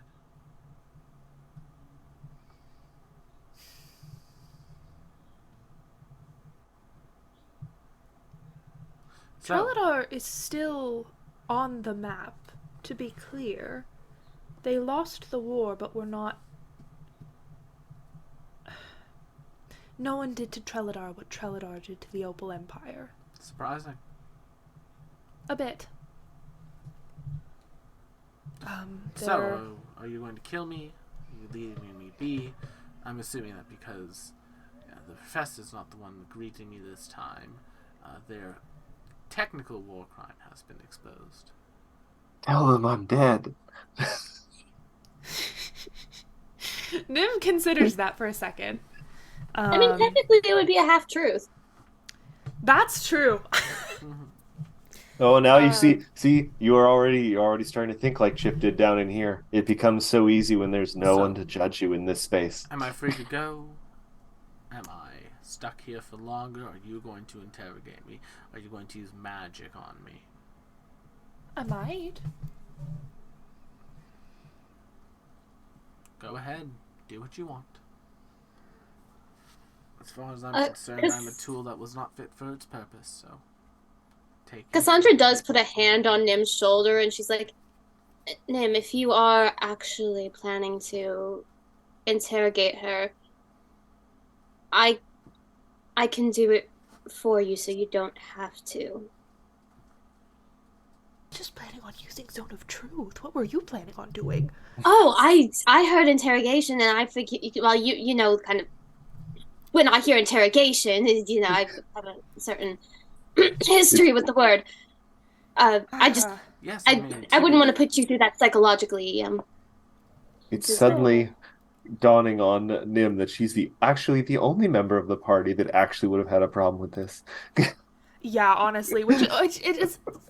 I think like Nim's perceived problem with this is maybe not as bad as you think it is because again, this person was planning on killing both of her girls, both Gwendolyn and Alessandra. So if Nim seems a bit cold with her, that's why. So, free to go, kill me. What do we want? Cards on the table, Doji. Chip is under the impression that you have some connection to a possible resurgence in Trelladar. How would I have possible connection to that? I've not been able to leave this cell in 2 years. Could have been something that was in the works beforehand. I've been in this since the war began. Trelladar wasn't planning on losing the war in Nimbus. We held all the cards. We were going to win.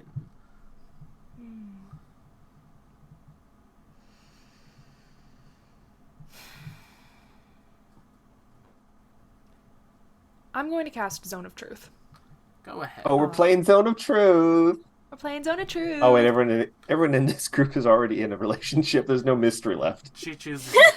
she chooses to fail the save. Oh, interesting. Okay. Does Nim know about Girl's health situation? She knows that Garl has been going to Chip. But does Cassandra know that Nim knows? No, she does not. You guys gonna have a heart-to-heart in the dungeon? With a candlestick? No. In full view of the Hannibal Lecter cell? Yeah. Do you know anything about the disappearances that have been happening recently in Lutonia? No.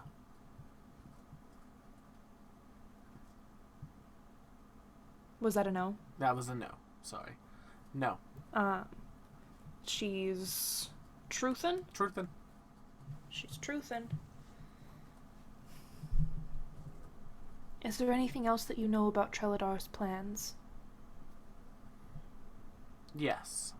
I knew that Treladar, and I will go into it. I'm assuming that would be the next step upon me answering yes. Treladar planned, after they had won, to make use of some older research they have from, I believe, the Founder's Age, was my understanding, that could shift tectonic plates. And they were going to expand Treladar proper and move the continent some.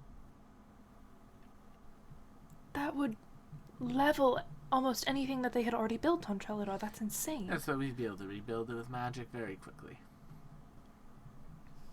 Gods, alright. Hmm. Is there any reason you haven't already told this to Chip? Never asked about it. What has he been asking you? In 2.5 years, he hasn't asked you what Treladar's plans for the future were. Treladar's additional plans for the post-victory future he had never asked me about because... Well, I agree with Cassandra. What did he ask? we had lost at that point, I believe, then. Which explains his line of questioning. Mostly about my connections to people in Treladar. If I knew of anyone who remained in Lutonia and remained loyal to Treladar. Things like that. Do you? Do you? Jinx, you owe me a soda. Alright, I got you. I was the singular agent sent here, from my understanding. Of course, there may be sleepers, etc., but I wouldn't have information on those. Do you know anything about the mole that was in the League of Amazing Adventures? Yes. This would have been roughly 6 months before. You do? Yes. I had contact with them.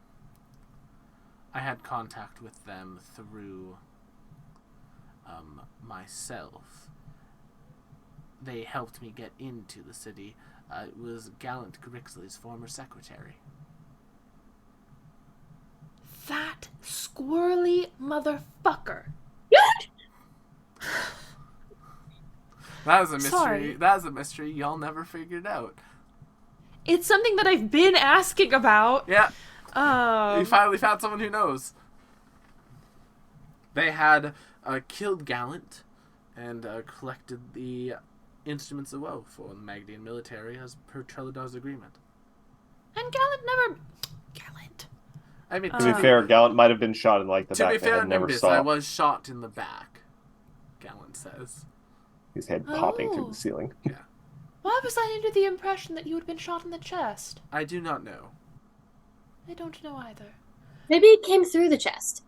It might have. Exit wound. All the way. Oh god. Anyway, Doji continues. They're long gone now. They've changed. I mean, to be They've fair. changed. Well, yes, that was Draken.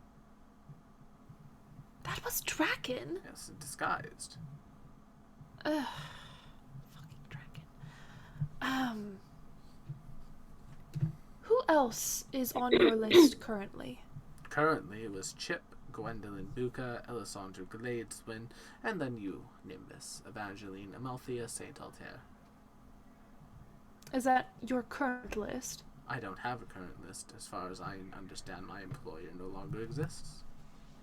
Well, you said your list had changed, and I was wondering if there was anyone besides But Draken Draken that you was had. on that list. There's a few people that I would like to kill just for the sake of killing them, but that's just me. No one you know. You don't know who I know. What if I know? I'm curious. I mean, unless you know some childhood bullies of mine. I might, actually. We're roughly the same age, and I did not have an easy childhood in Treladar. I mean, you were in the nobles section for Treladar. I was a commoner, Nimbus. Bullies are bullies, regardless of class. They were common. They were ungifted. It's fine. I was simply going to You deal don't with need them. to say that anymore. Ungifted, it's not true. Anyway. Anything else? If we let you go, would you kill any of us? None of you. Unless you gave me a reason to. What about Chip? Probably Chip. It's past my mind. He did keep me here for 2 years in a cage, but if a requirement for leaving is me not murdering the person who kept me captive, I'm fine to acquiesce to that. They're still in a zone of truth, right? Yes. Yeah. Alright. Would you be willing to acquiesce to something like a chaos ritual? Sure. Oh my. Sorry? Yes. I'm considering having both you and Chip put under a chaos ritual. Not to kill each other, I assume.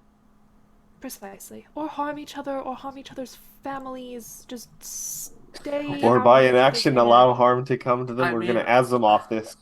I don't Precisely. think. I don't think Chip would have a family. The professor never spoke anything of it. And I'm very good at gathering. Count good family gathering. counts. Yes, but that would be killing you all, and I thought I already said I wouldn't be killing you. Why don't you just make them, What was that, Matt? not kill anyone, ever, I couldn't outside of agree- self-defense. I couldn't agree to that. Like I said, I do. I'm not here. They can't hear me. I do have a few people I do wish to kill. Outside of your school-age bullies. Well, those two. And then there were a few politicians in Treladar that needed to meet a swift end. Oh, do tell. Just some folks who made life miserable for those who were not magically gifted. Ah. Well. Perhaps you could give me that list of names. It is entirely possible they have already been dealt with, and I can save you some time. If I'm being honest, I would very much rather find out for myself. Fair enough. I will draft a Gios for you. And for Chip. And then I can take you back to Trelladar myself, personally. That would be helpful. I mean, I have a certain contingent of gold in the city hidden away, but... We can stop there first, then. Alright. I have a But I- question. Oh, Do you know anything that we might find interesting that we have not asked about?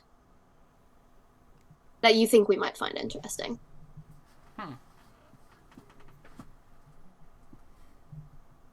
Draken had a thing for feet. ew. That is interesting. Not That's- surprising, though. That's about it. Also, that Little- implies that they thought that you guys would find that interesting. I mean, Cassandra did. Interesting. Cassandra I just don't- likes gossip a little bit. I don't really know. I don't really know what you would find interesting. Chip was very cold, I suppose. Never really touched. You did try to kill him. I did, and well, first I tried to seduce them, then I tried to kill them, but Did you really? And you thought that would work? I was told it would. You have to understand. This was the first job that I've been given, so very inexperienced. Oh, I've never seen Chip show any romantic interest in anyone. neither You guys have does I. come from a young adult mystery novel series. Yeah. It might be nice to see Chip with a lady friend. Not you, that would be... Yes, I was meant to be a sort of femme fatale, was my understanding. I can see where they would come to that conclusion based on the What, source. because they're both rat folk? That's a little... I mean... No, the femme fatale based on the book series that he came out of. I am a Yes, but very, it's- I am a very It's not general attractive- knowledge what Chip is. That's true. I am a very attractive rat folk. Of course, that was... And look at that tail. I'm picturing now the rat from the Fantasy High, and she A has sexy the rat. curliest whiskers. The curliest whiskers. What the hell is that? Chip, you just hear a hawk cawing And the about wettest circling the office. Oh, jeez. Also, no, I'm suddenly now picturing a magazine fold out where the page fold out, but it's just the tail. The centerfold, but it just keeps unfolding. It's just one long, It's like an accordion fold and it's a tail. like Oh. beautifully, perfectly waxed, These- hairless these- tail. These two young rat folk are looking at it like, she's had work done. There's some Tail That- extension. That is not a natural tail. there's some more risky ones of a couple that have like their tails interlocked. Like stuff like that's very Not touching tails. God. anyway. How lewd. Rat folk pornography aside. The things we say on stream. I need a drink. Nimbus comes back down to this conversation, and just continues. Once we reach Trelladar, would you have any issue with me trying to help you find your family? I know where they would be. Assuming that you all didn't destroy multiple cities. In the case of winning the war, I would be able to find them again. I actually don't think we destroyed a single city. You didn't. We didn't. It was largely a non-violent effort levied exclusively against the higher-ups. But if something has befallen your family, Then I will discover it and deal with it alone. well, I think I can do better than that. I mean, I could send you ascending if you want. If a resurrection or regeneration is necessary, I can execute it myself. That's kind of you. And I am certain Chip would be more than happy to bankroll us for the materials. She chuckles at that. What was Chip that, Will? suddenly feels She So- chuckles at that.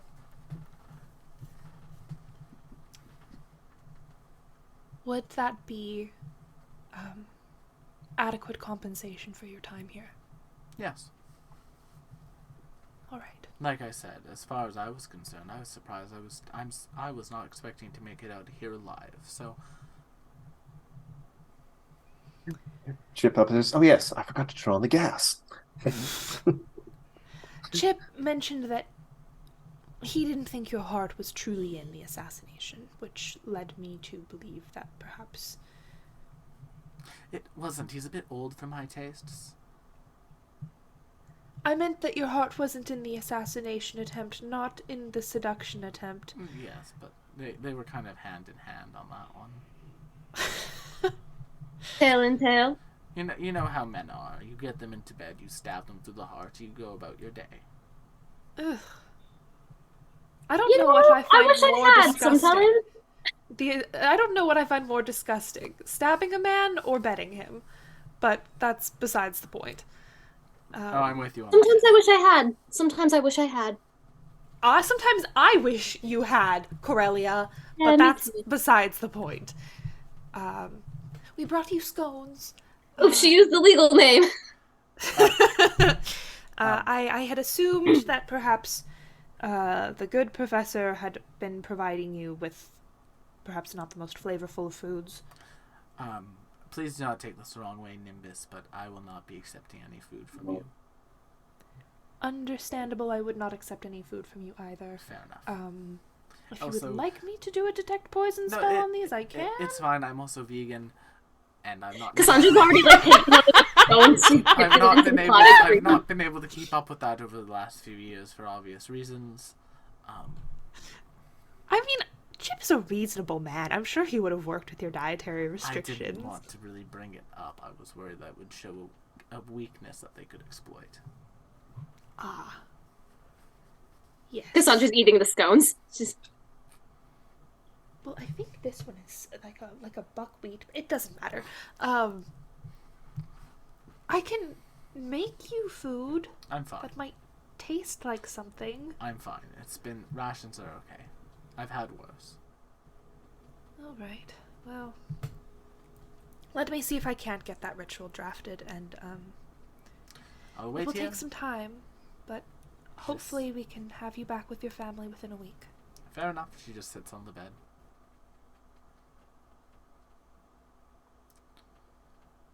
Would you like Nice to anything meet you. do? No, I'm fully expecting when you leave Chip to pop out of a tunnel or wall and to shoot me through the head, so I'm just coming to peace with things.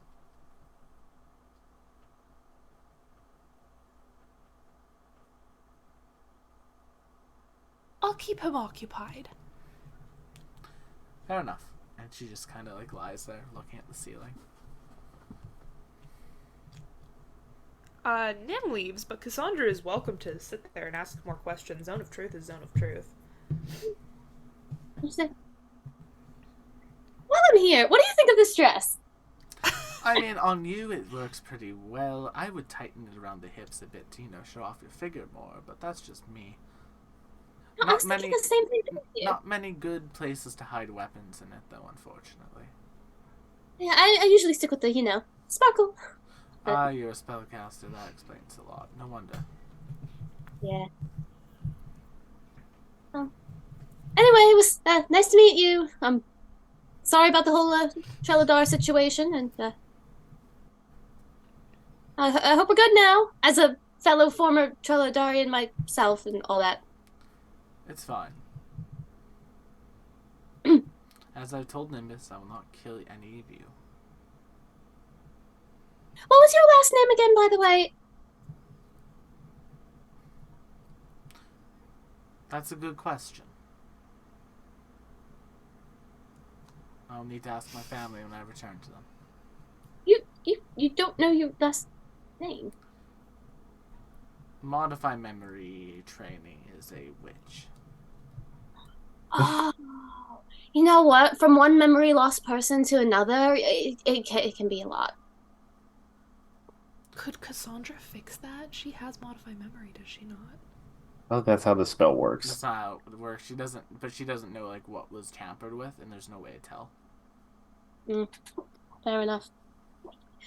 Anyway, it was nice meeting you. I will be going, and I I don't think I mean, Chip I'm would literally do in the anything. cage. You don't really need to say goodbye. You can just leave.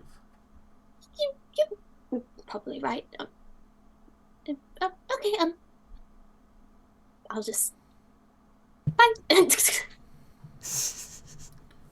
Classic Cassandra. There's a deep sigh. Yeah, you exit the room. Is that all? Just a deep sigh? Yeah.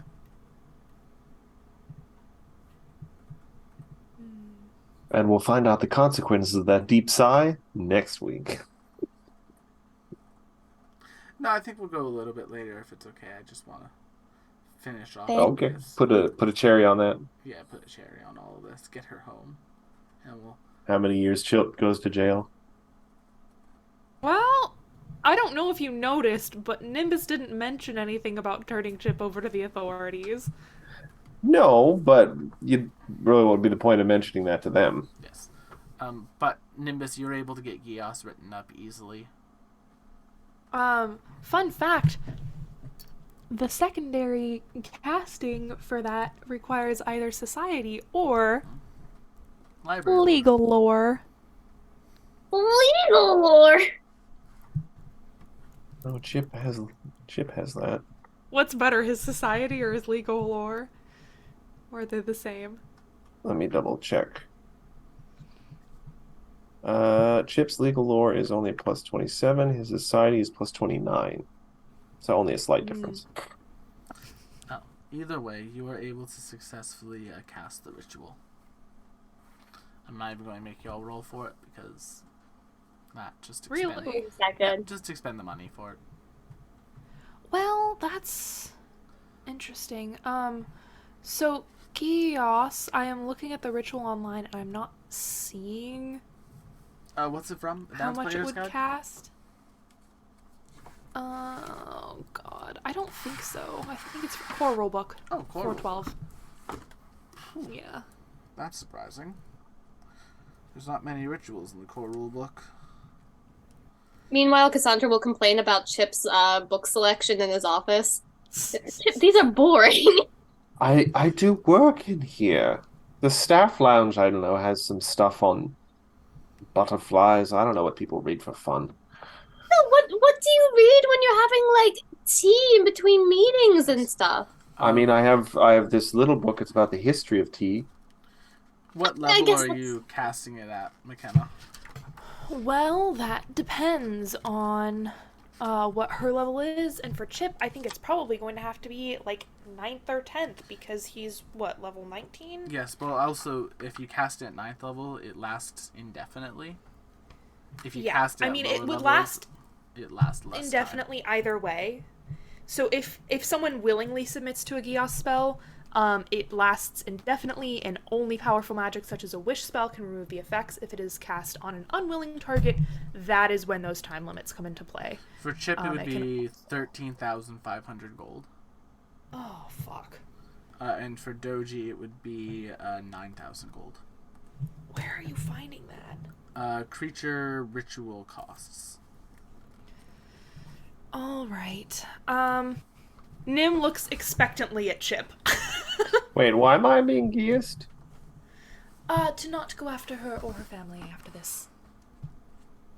I mean, I almost want to say the fact that I have agreed to allow them to both be released and allow you access to them proves that I have no further interest in them. It proves that to us, but not necessarily to her.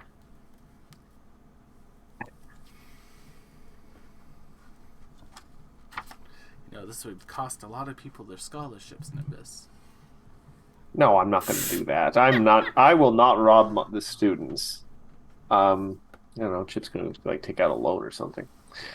He has a very nice salary as And it has been building up for years. 401k.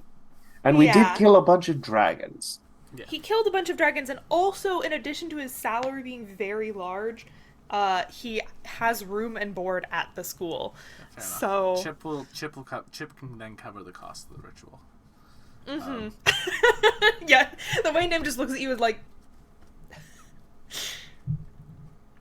Just So then writes out would a you want us to banknote. roll for it, as it is a higher level? It is all good. I'm not going to make you roll for this one. All right. Y'all will just spend the time to cast it. We'll say you take like your time and be careful with it.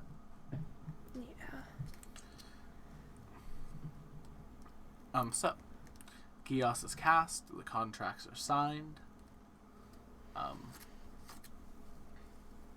Doji is kind So of be looks aware, at both of you, that if you break this, your death will not be quick.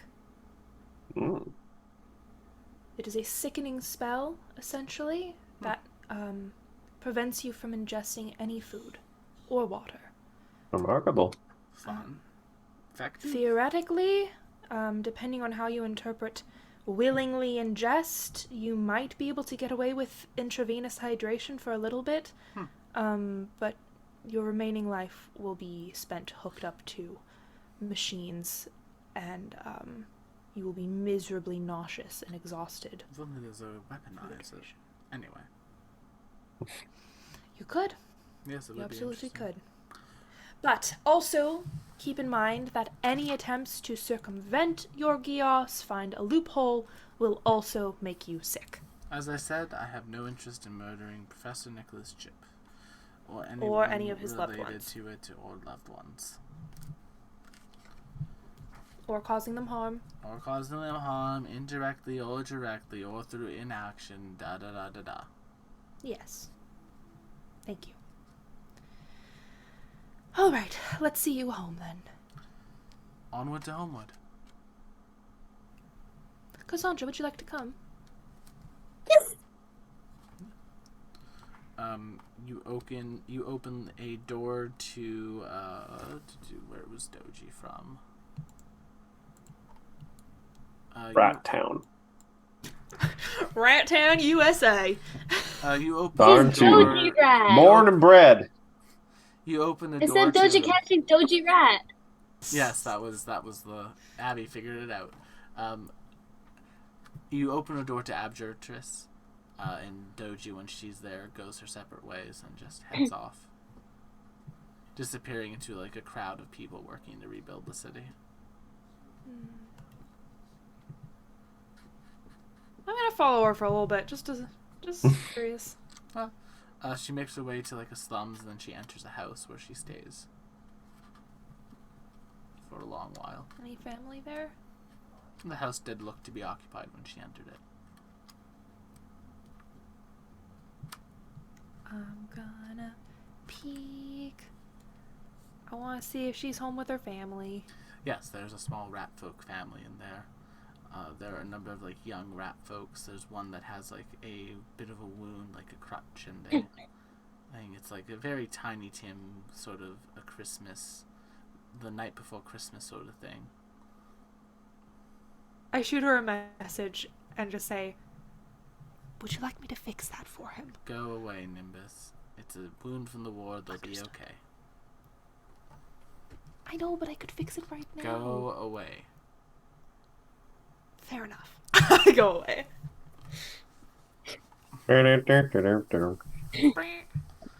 And yeah. Upon your return to the city. And You know what? I might cast Regenerate on him because that has a range. Just can't leave well enough alone. I can't. Cassandra's like yanking Nim's arms. She's like, Nim, we don't have to meddle in everybody's lives. It's okay. I mean, what is it going to hurt? Just a boop.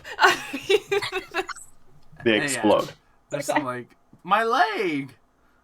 And then you just hear a deep sigh. And then, yeah. You're able to make it back home. And the rest of this year goes by pretty uneventfully. No world-ending threats that you will have to stop. Abigail begins school and starts enjoying her school life. She makes friends. But she also spends a fair amount of time trying to progress her magic and learn how to get connections. Lynx continues their research. And we are going to pick up next week at the official beginning of the Lightfall arc as the star in the sky is beginning to become ever brighter every day. And our friends and our party enters their final year before Lightfall. Thank you all so much for coming to tonight's episode of the League of Amazing Adventurers. Don't forget to check out our many other shows here on the channel, like The Astral Calling, our new D&D 5e show premiering on Friday. And the Salt and Strategy, our Civ game, starting up on Saturday and running for the next couple weeks probably. And then, of course, Stardew Sunday and the Strength of Thousands AP on Monday. This has been the League of Amazing Adventurers on Tabletop Rolls. You've been awesome. Go check out McKenna Ray Art on TikTok and watch the new TikTok for the week. And we'll see you all on the next one. Bye-bye. Have a good night, everyone. Bye, guys. Thank you for putting up with my however many weeks of shenanigans.